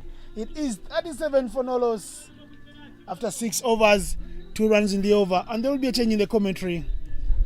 The beautiful Shamila Mosiu will be joining me in a bit. Shamila Mosiu is senior player for the Botswana cricket team. She's played in the Fair Break tournament there, where Henrietta Ishime, who will be walking in at 1 down if Rwanda lose a wicket, played as well. She's here to give us stories. Hey, but she's looking nice in the standards. I hope she can give them to me after here. And well, Shamila Mosiu also does volunteer as an administrator or an assistant here at the Botswana Cricket Association offices. So, are you Mrs. Cricket in Botswana? No, I wouldn't say that. I wouldn't say that. I just love being involved in cricket, help where I can. Hits very powerfully to that fielder long off. Shamila, let's continue going on with the stories. Unless something happens big here. The world is watching. They could do the commentary themselves. We're happy that we got a paycheck for it. But tell me, how is cricket in Botswana, women's cricket? Oh yeah, women's cricket in Botswana is definitely growing. I feel like it could grow at a faster pace as soon as school sports comes back. Just seeing our girls take part in qualifiers, considering the fact that they've only been playing for like 8 months together. I mean, that's not a bad first experience. Hit straight back to the bowler. Uwase asking Kizito, take me out. Shaking hands with the bowler. The bowler not in the good mood to shake hands with the batter. The batter will stay, says, well, you don't want to greet me, I'll hang around. And bat on. She gets a reprieve on 19. And she only played 22 balls. She's looking dangerous today. Yeah. And she hits this one very hard. Oh, straight to the fielder. Rwanda batters are looking very confident early on in the game, which is really nice to see. Keeping the fielders on their feet. See what they can do from here on. Hit again very hard in the gap. They're running very hard. They take on the arm of the fielder, the boundary rider, Kizito Shamte. Guilty for watching the runners between the wickets rather than holding onto the ball first time and throwing it back. I've seen Botswana women's cricket grow leaps and bounds. The cricket that you women have been playing first in the T20 qualifiers last year here. Exciting. The crowd was on its feet in all your games. They went to the wire. You were not able to win some of the matches that were important. You took the games down to the wire. tell me about women's cricket in Botswana, the senior team where you're playing as well. Yeah, I think, I don't know, maybe it's because we don't get to play a lot of international games or many friendlies. That's where we are lacking, but we are definitely a good side. There's definitely talent in Botswana. We just need to give them more exposure, and hopefully next year we'll see changes in our results. Talking about changes in your results, would be very nice. Look at the crowd there, the Ugandan girls staying around to watch. This is very important for them to take back very many lessons, because more than 90% of that Ugandan side will be back in the next under-19 qualifier. Very young girls, 15 years old. There's a primary pupil there. There's senior one students there. They have it all to do. Shamila, tell me also, you grow up here on this ground. You're literally a cricket girl. You're literally like a ball. You're literally like any other extra equipment of cricket. Everybody's seen you growing around here. Tell us about growing with your father being an administrator, Mr. Faz Sharif, and you be growing here. What does that give you? Does it give you an edge from the rest of your mates? I mean, they are some good things, positives and negatives that come along with having your dad part of the board. But we always try to keep it strictly professional. He's my CEO, not my father. So we always try to keep it like that. But yeah, I just haven't tried to think much about it and just do what I need to do at the end of the day. You make it sound so easy. I would never have loved easy. I would never have loved to work with my father. I mean, at the end of the day, he's quite chilled as a boss. As long as you do what you have to do on time, then you will be okay. Because it's hard to catch him at fault. He'll tell you, son, you won't be getting that weekend allowance. Yeah, I don't even get an allowance. I wish I did over the weekend. But no, I mean, I just need to do what I need to do, try create opportunities for the youth and also our teams that are around, and just make the most of the opportunities. How many teams are there in Botswana League? Do you guys play competitions as women? How many women's teams are here? How many clubs? Or do you just get to meet for international engagements with the coaches? We meet mainly to prepare for international tournaments, especially for the women. We've had that major knock from COVID, so our numbers kind of went stagnant, but school sports should be starting soon, and hopefully our numbers get back to where they were and have a nice increase, and then take it from there. The women were here last September. The women are back here this September. How does it feel, you guys being the home of women's cricket in Africa? It actually feels amazing. I feel like we're competing with Rwanda when it comes to hosting. Yeah. I mean, we senior women were in Rwanda earlier this year, and the atmosphere there is just amazing to play there. So hopefully teams that come to Botswana also kind of get that experience as well, and they enjoy playing here. But for Botswana, it's an absolute honor to host these kind of tournaments, especially for women's tournaments. Oh no! What a drop catch! The hot potato. She stays there. I don't know if she's hurt. She must be wishing the ground can swallow her, because 2 chances put down with the team riding high. More than half of the runs there. They got 47 for no loss. Uwase is given a second reprieve. I tell you, it's not happening for Tanzania. This is surely Rwanda's day. Yeah, Rwanda have been playing really well and have done well to put the pressure on the Tanzanian fielders. That's already 2 chances for Uwase. And I think she's just going to capitalize on this going forward. She is a very strong, talented batter as well, so she's probably going to aim to score some runs for this final. What type of player would you call yourself? If I said Shamila Musu, what type of cricketer are you? What would you say about yourself? Or what would you love to hear a guy like Innocent say about you? That I'm an elegant batter. Yeah, because my strength is in my batting, as I've developed. Bowling, I don't really actually train for my bowling because they're more of a batting all-rounder. So I would like people to consider me as an elegant inspirational female batter in cricket. Obviously, I still have a long way to go to get that title, but we're working towards it, and they get a catch. Finally, the wicket falls. It is wicket time for Tanzania.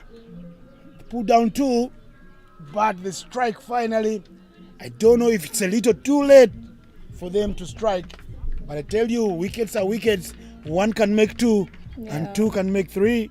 3 could be 6. We saw it happen in the first in inning. the first innings. I think I might have just given Neville a commentator's curse. She was riding along there. She got runs, but she was living dangerously, giving out a couple of catching practice. And finally, she falls to a very good take. Yeah. And as Henriette Ishimwe Teresa walks into bat at 1 drop, a woman or a player who is in contention for the player of the tournament accolade too. Yeah. You were with her in UAE for the Fair Break tournament. You guys were there representing Africa. We're proud of you. Tell us about your involvement in the Fair Break. How did you get there first and foremost? Because other people would like to go there too. Yeah, I actually got invited to play with them in 2017. And ever since then, I just kept being invited. But now they're looking to grow their numbers in Fair Break. And they've actually put out an inquiry page where people can actually sign up to join Fair Break. And then that's where your process starts now. And it's funny because with Henrietta, I actually put in a good word for her to join Fair Break, and she had a very good debut game. So it was very nice to see a fellow African female cricketer do well on a global stage. Henrietta, of course, they are coming through that tournament, picking up a wicket, fast ball up, taking some hot catches there. Yeah, she did very well in her first game. She was a darling in that dugout of the Bamiami. Yeah. Her celebrations were wild, exciting. Well, and she comes here and turns in the big performances.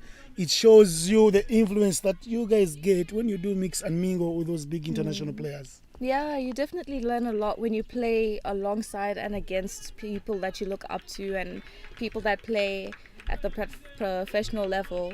I think it's very different seeing them play in person than watching them on TV. Tell us, which team did you play for and how did it go? We would like to know. We would like to listen to the numbers. The numbers game doesn't lie. I keep telling people, numbers are like hips. If you don't have them, you don't have them. They don't lie. Yeah, no, I played for the Warriors in Fair Break. I only played 2 games. The first game I didn't need to bat because our top order kind of did most of the work as they should. The second game, I think the pressure got the best of me and didn't score much. But overall, the experience from Fair Break is one that you'll always take forward with you and share with other players. So you kind of motivate them to be like, yeah, this is where you could also be. So yeah, I would love to relive that experience again. And you learn a lot just watching and playing. Giselle Ishimwe living dangerously there. A big uncalled for swing, ill-advised. If you ask me 1,001 times, the coach is very bitter with what her captain, the star player, the leader of this team. Just looking over at the dugout, Rwanda dugout, coaches are telling her it's kind of not necessary at this point. You're doing well. Rwanda have been stuck on 47 since the wicket over Uwase Meville. Mwanavua doing very well, the left armour. Shamte Kizito Sheila finishing her spell with the maiden wicket. That's Figures of 1 for 17. And then Mwanavua continues here to strangle. Are there any kicks left in the dying horse? Yeah, Tanzania's spirits look to be rising again with all these dot balls coming, adding pressure on the Rwandan batters. So you still see a fighting spirit in the Tanzanian team. And they do say the kicks of a dying horse do kill sometimes. She lets them off the hook with an extra. Hell no. It's not what they wanted. Tanzania just Joseph gives words to Mwanamvua, says, no wides, mate. No wides. They're hurting us. They're killing us. We're fading away from... Oh, and that's another wide. Another wide. Justin Muzungu, the tall man, the local boy, will be happy to spread his arms out wide, show us his broad chest.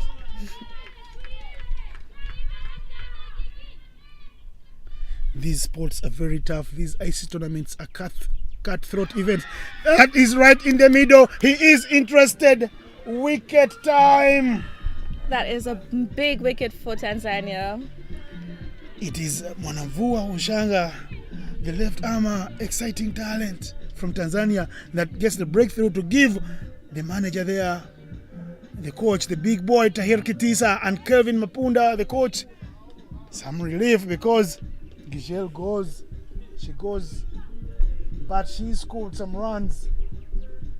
She's done very well, Gijel, for her team, giving them a flying start alongside Melville Uwase. She goes for 19 of 27. She could have done a little better if she had given herself a chance to play extra deliveries, but she excelled swinging out widely against the slow bowlers. And Tanzania realizing that it is the spin that could actually work a trick here. Yeah, it seems like Rwanda struggles to play against spin, and the dot balls that Rwanda were facing just now might have put pressure on Giselle. And the way she walks out, Giselle, she has her head face down. She feels she has not done enough. She'll get a club, but she won't be too happy.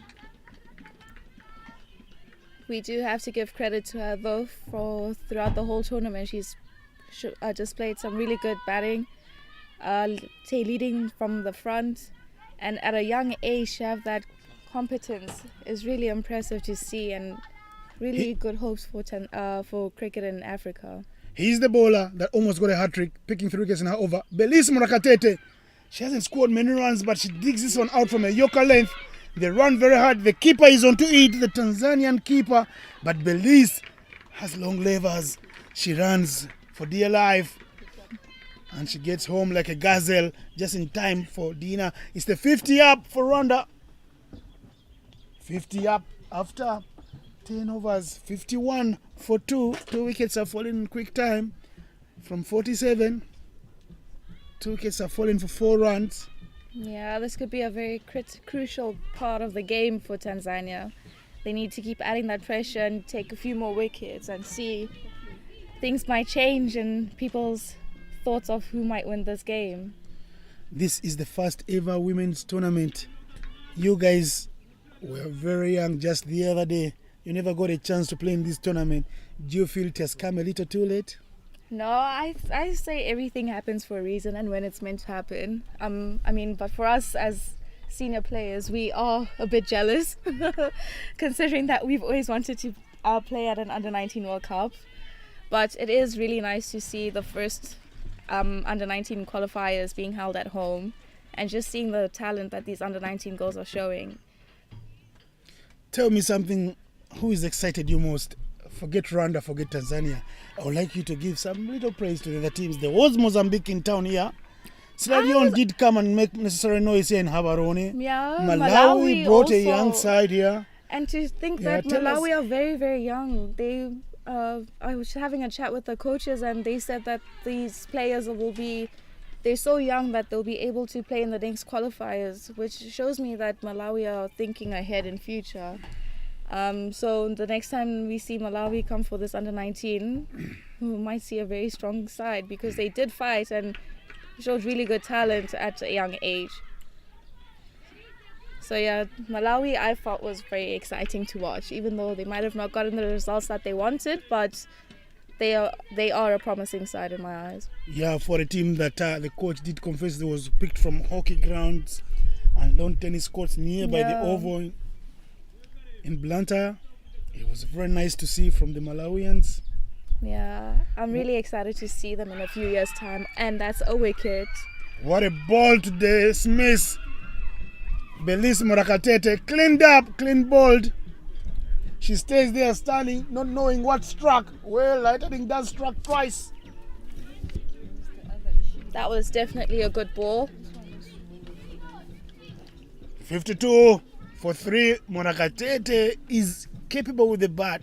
She's had a horrible tournament with the bat. But with the ball, she's been dangerous. She's been running in like a godsend. Tanzania just might be turning this game around. You never know. It's funny part about cricket. You never know till the last ball's bowled or the last runner scored. You can see that in the dugout of the Rwandans, the Tanzanians start to believe. I say this again, for Rwanda, they are pondering, saying what could go wrong here? How can we avert it? Better they do it now than regret later, because the tears will be too many to wipe away, especially for the technical team. Yeah, both teams are definitely going to fight for this till the end. They've definitely worked a lot to come to this point of the tournament. Henrietta Ishimbi joins her namesake Henrietta Ishimwe in the middle, and she gets a run with an inside edge. I like to call it a French cut. Inside edge. The keeper runs after it, stops it there. Saumu Deo saying, good ball right in the middle, but oh no, Shirima bowling very well.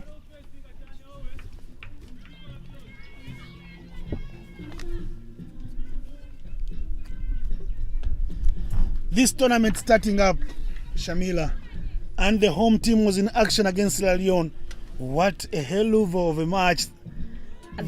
I saw the captain of the men's team, Karabo Motlanka, who is disappeared, gone to, of course, South Africa to play in the Africa Cricket Association Cup. The T20 Cup happening for the first time ever. It was supposed to happen before COVID. It will happen. Botswana will be up against Uganda, my home nation. I'm excited about that match. Happened Wednesday morning. Tell me about that match. Botswana winning it by 1 wicket. Very, very late show from Botswana there. Had the nation believing, a nation pregnant with expectation. Botswana. Yo, that game, I must say, was very overwhelming and emotional for everybody who was here, because we could see a fighting spirit, and we've seen how much the girls have worked to get to this tournament, first of all. And second of all, considering the fact that they haven't played cricket for long, and they go play their first ever international game and win it, I mean, who wouldn't be emotional after such a display? So yeah, no, we were very happy for the girls and for the coaching staff.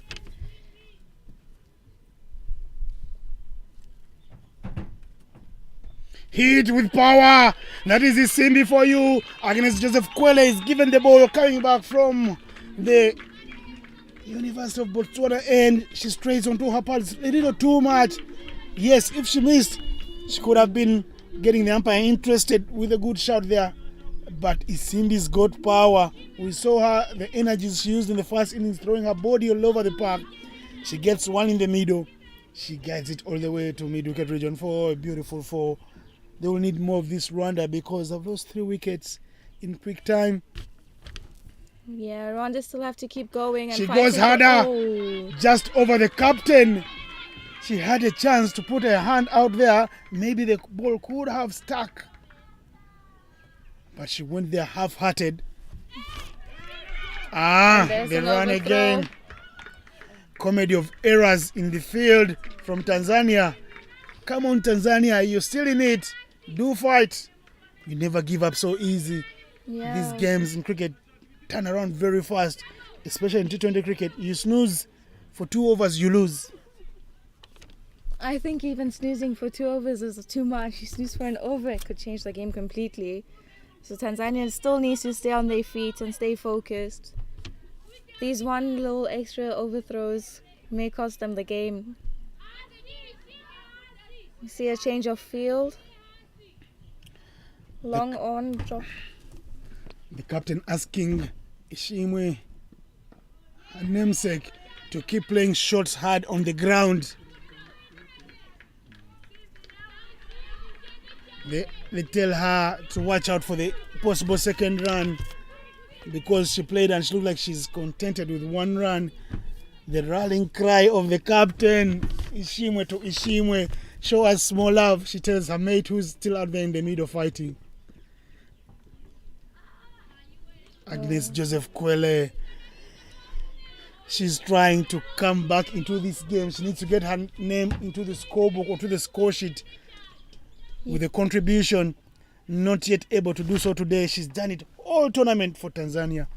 You can't fault them, these big players. Sometimes they fail at the biggest of stages. And well, she almost struck. Talk about competitors' curse coming through there. I mean, after that wide, you could hear the bowler release a sigh of annoyance, which shows that they really care about this game and they want to put their best foot forward. So these little mistakes do get to them, but hopefully they come back stronger after those little mistakes. And another good ball. And that is the end of over number 12. The score is 62 for 3. Rwanda need just another 23 runs from 48 balls. They have 7 wickets in hand. The required rate is just 2.8 and they're moving at 5.17. There will be a change in the comms box. Allow me welcome back Wycliffe Hailey and the knowledgeable Tando Mulilo.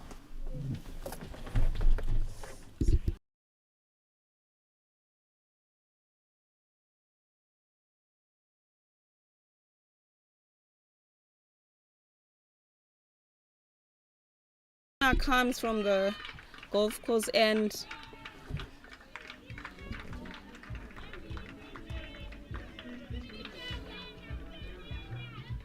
That's the power of Henriette Ishimbe. Hearing it all the way to the ropes for 4 through the cover region, bringing the score to 66 for 3 after 12.1. I'm not alone in the commentary box. I'm with Wycliffe. Afternoon, Wycliffe. How are you, Tando? I'm good. How are you enjoying the game? Yeah, so far so good. I think what a good start from Rwanda, putting on some runs on the board and also not losing too many wickets. So yeah, they're actually in a driving seat to win this match. I can say the game now is on these two, Ishimwe and Isimbi. They have to bet through to get to that target which Tanzania put on the scoreboard. I mean, it wasn't a huge score which Tanzania put, but here they are now trying to drift the pressure away from themselves, drifting it to the Rwandan side. We saw the Rwanda earlier on losing 2 wickets, just in those 2 wickets conceding only 3 runs. Yeah, I think Tanzanian side, I think they actually need to receive these guys to play bigger shots like what the bowler there is doing. That's Shirima, Joseph Shirima.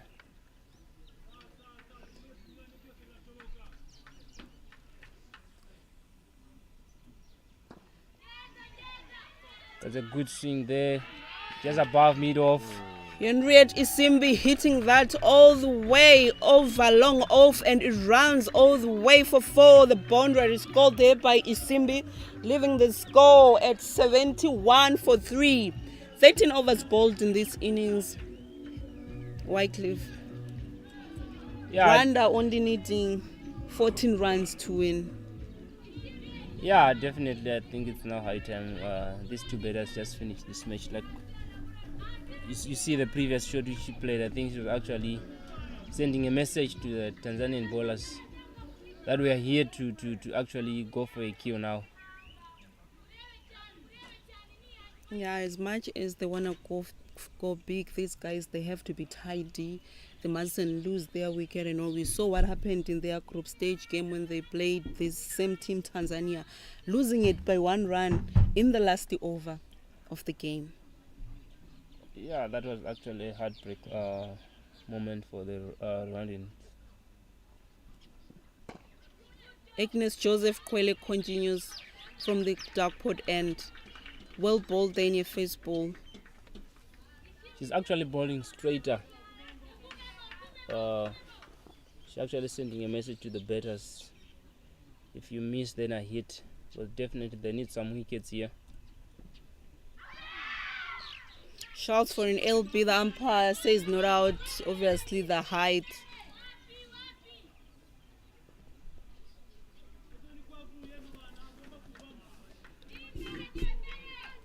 That's been good 2 balls from Joseph here.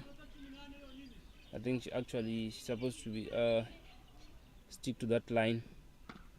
Yeah, Agnes has been bowling well for Tanzania, especially in that semi-final game.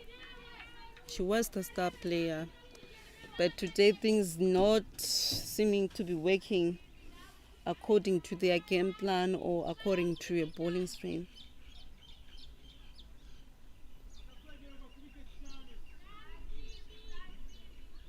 I think they just need 2 miracle overs here. 2 maidens. Oh, swing and a miss there. Attempt for a run out. Good running between the wickets there by these two. Rwanda, I mean, even from the opening pair of Giselle and Umevel, they batted very exceptional well. The running between the wickets, they kept the scoreboard ticking. That's all that is needed in a T20 game, the two batters being able to have that foundation for the incoming batters. Well filtered there by Tanzania. And a good serving throw that again. boundary for only a single being taken at the end. Yeah, that's a good piece of fielding there from Mwanavu Ushanka on mid-off.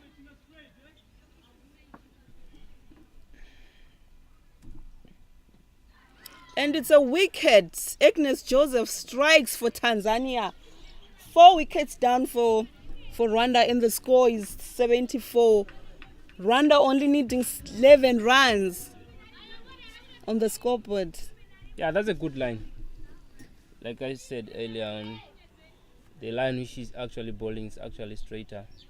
If the batsmen tend to miss like what she just did, Simbi, I then think you're actually out.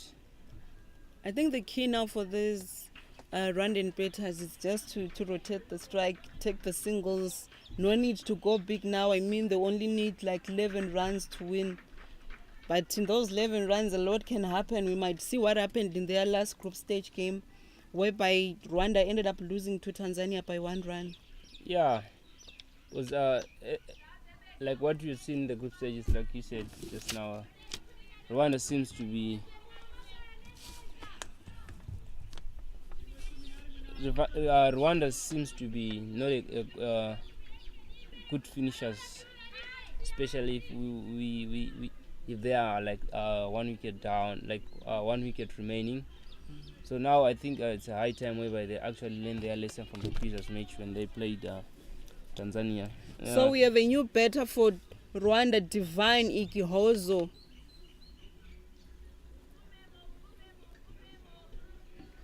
"14 overs bowled, the score is 74 for 4. Rwanda needing only 11 runs to win this game. Well played there. Through the cover region, they take a single, of which I feel they should have taken 2 runs there. Yeah, there was a little bit of hesitation there from Hernete Ishimwe. She's supposed to be running hard between the wickets. Like you can actually hear from the dugout, the coaches were shouting and the players were shouting for 2 runs. I think that was actually a easy 2 run there to take. I think these two, they are now playing it safely, not trying much not to lose any wicket from here. Yeah, I agree with you. I think there's no pressure here. You still have more wickets, and they actually need less runs to your victory. Only 10 runs needed by Rwanda. Are they gonna get them? Is Tanzania gonna take more wickets?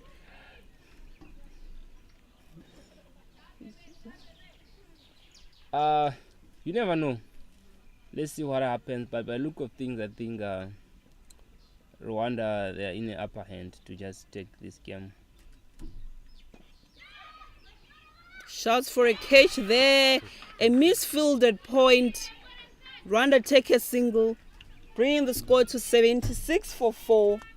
Rwanda only needing 9 runs to win this game.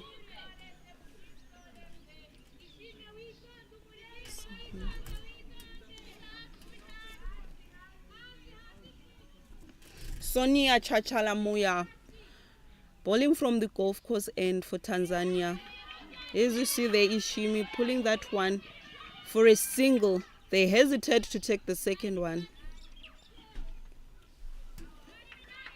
Yeah, I think in this stage now, I definitely think they'd actually take those singles out, not risking to go for the second run. But you never know, maybe that will be breaking point. And actually an advantage to the Tanzania bringing the new batter in. The required run rate now is just 1.50, so there's no need for the running batters to go big. They should just take the singles and they're in the money for this game. So we have had 9 teams in this tournament at the start of the tournament. We had Nigeria, although they are gone, but we had a lovely innings from one of the Nigerian players.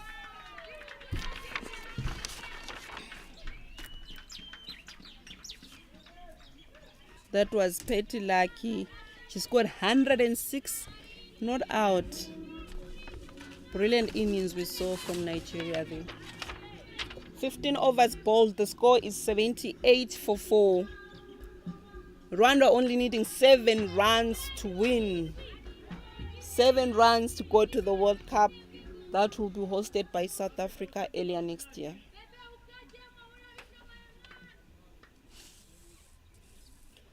So earlier on we saw Tanzania winning the toss and electing to bat, putting 84 runs on the scoreboard, which it seems like it wasn't enough for them. As we see now, Rwanda, they are already on 78 for 4, needing only 7 runs to win this game to go to the World Cup.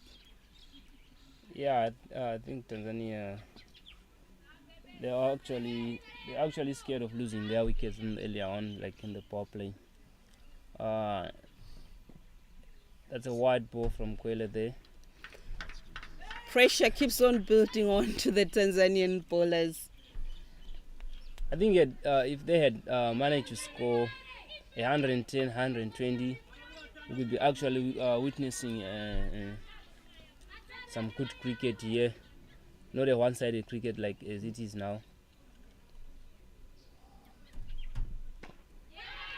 Well played there.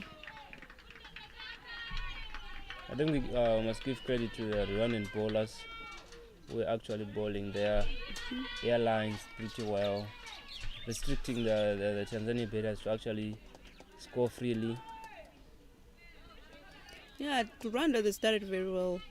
Even in their bowling, the bowling attack of Rwanda was on point. They never gave away any extras, although there were a few that were bowled in that innings.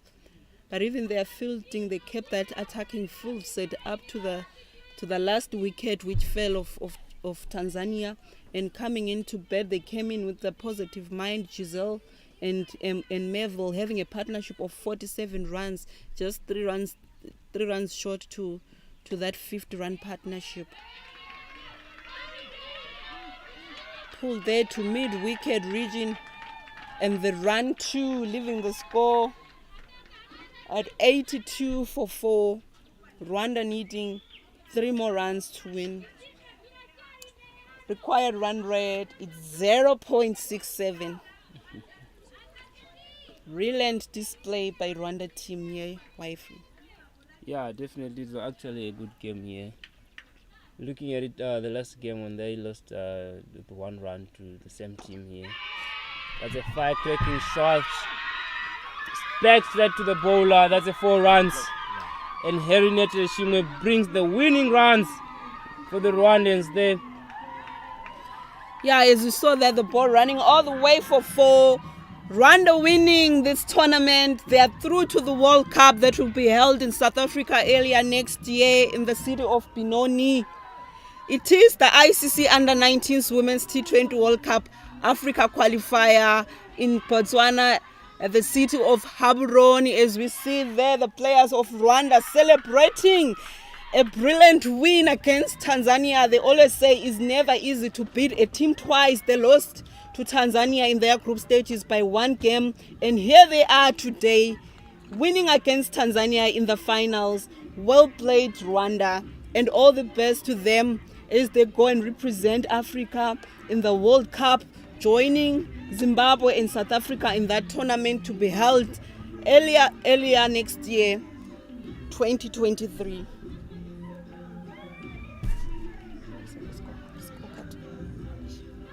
Scorecard.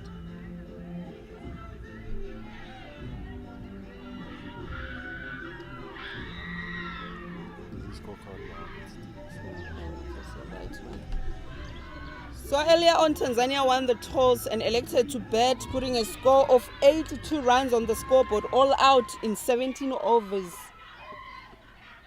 Then Rwanda came in to chase Giselle and Medhu, making a 47-run partnership. Good opening pair for Rwanda, setting a standard, good foundation they made for their team, seeing their team to a brilliant win against Tanzania. That's it from the commentary box. We'll be back for the post-match presentation in a jiffy.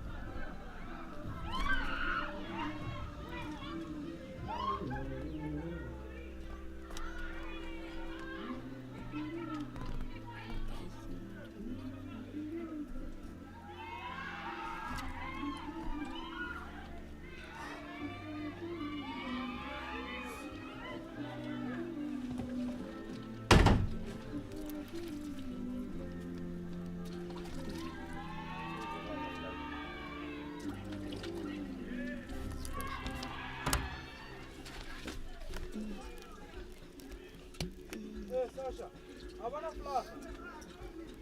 Havana flag. Flag. Flag. Rwanda.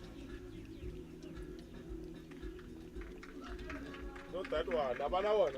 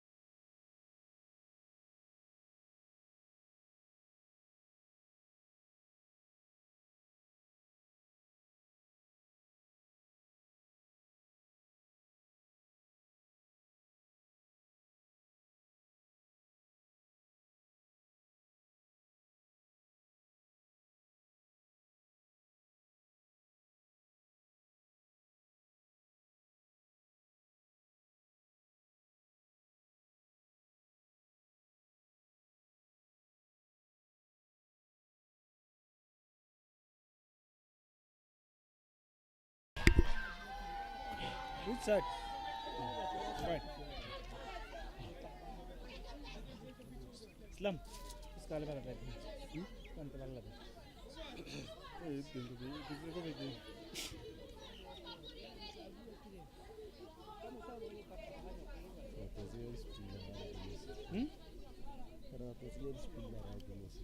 ¿Cómo se?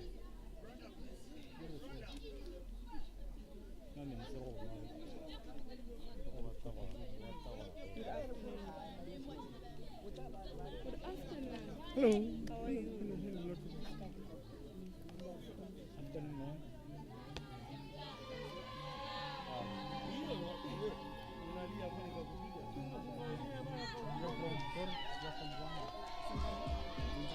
Sonia! Sonia! So, did they say there's a what? Is there closing ceremony? You don't have to mention it, they'll tell them. No, the I'm organizers. asking. They didn't tell me, but they're saying it's there, it's not there, I don't know. They're not sure. Okay.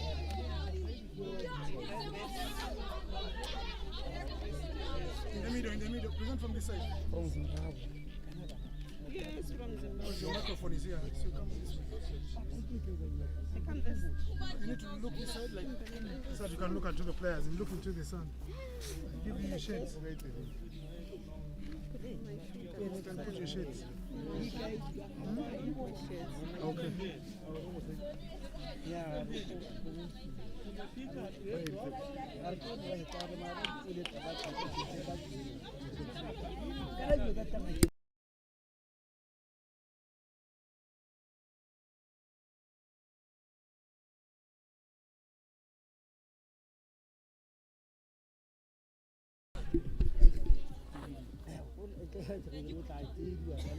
Are we on?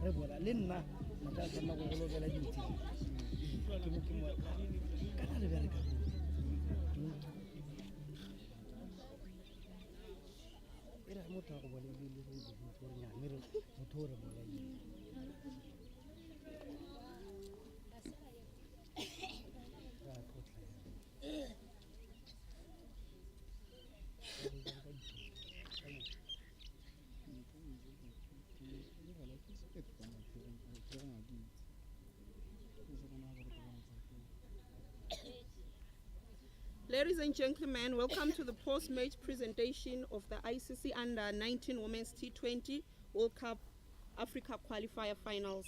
Before we begin, we'd like to thank our host, Botswana Cricket Association, for their support. A round of applause to them. At this point in time, I'd like to invite the captain, Jennifer Gabriel of Tanzania.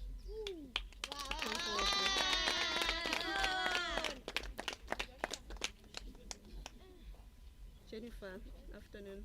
First of all, congratulations on playing in the finals.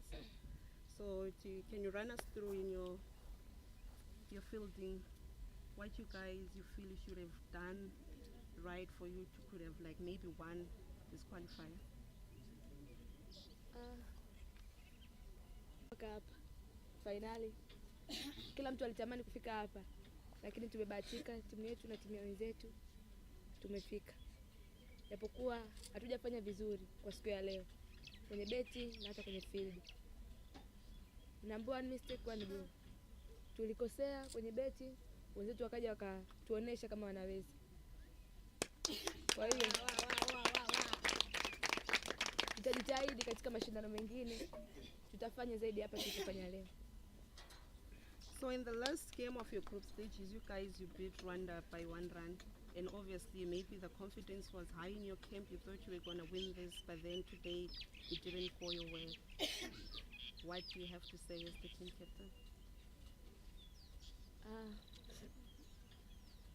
Na pia kwenye upande wa timu ya wenzetu tulipoenda kwenye field walipo pale, japokuwa kuna sehemu ilifika tulichanganyikiwa. Cyacu kugira tukigeze kuri World Cup kandi twabigezeho.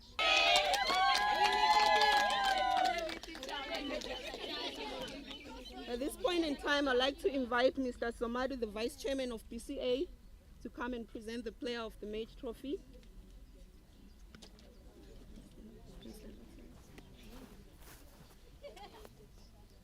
So So the player of the match today, she made 17 from 19 balls. You need to speak some. So Henrietta, congratulations, you guys winning the World Cup. First innings you came, you guys. Yeah, we're having it in there.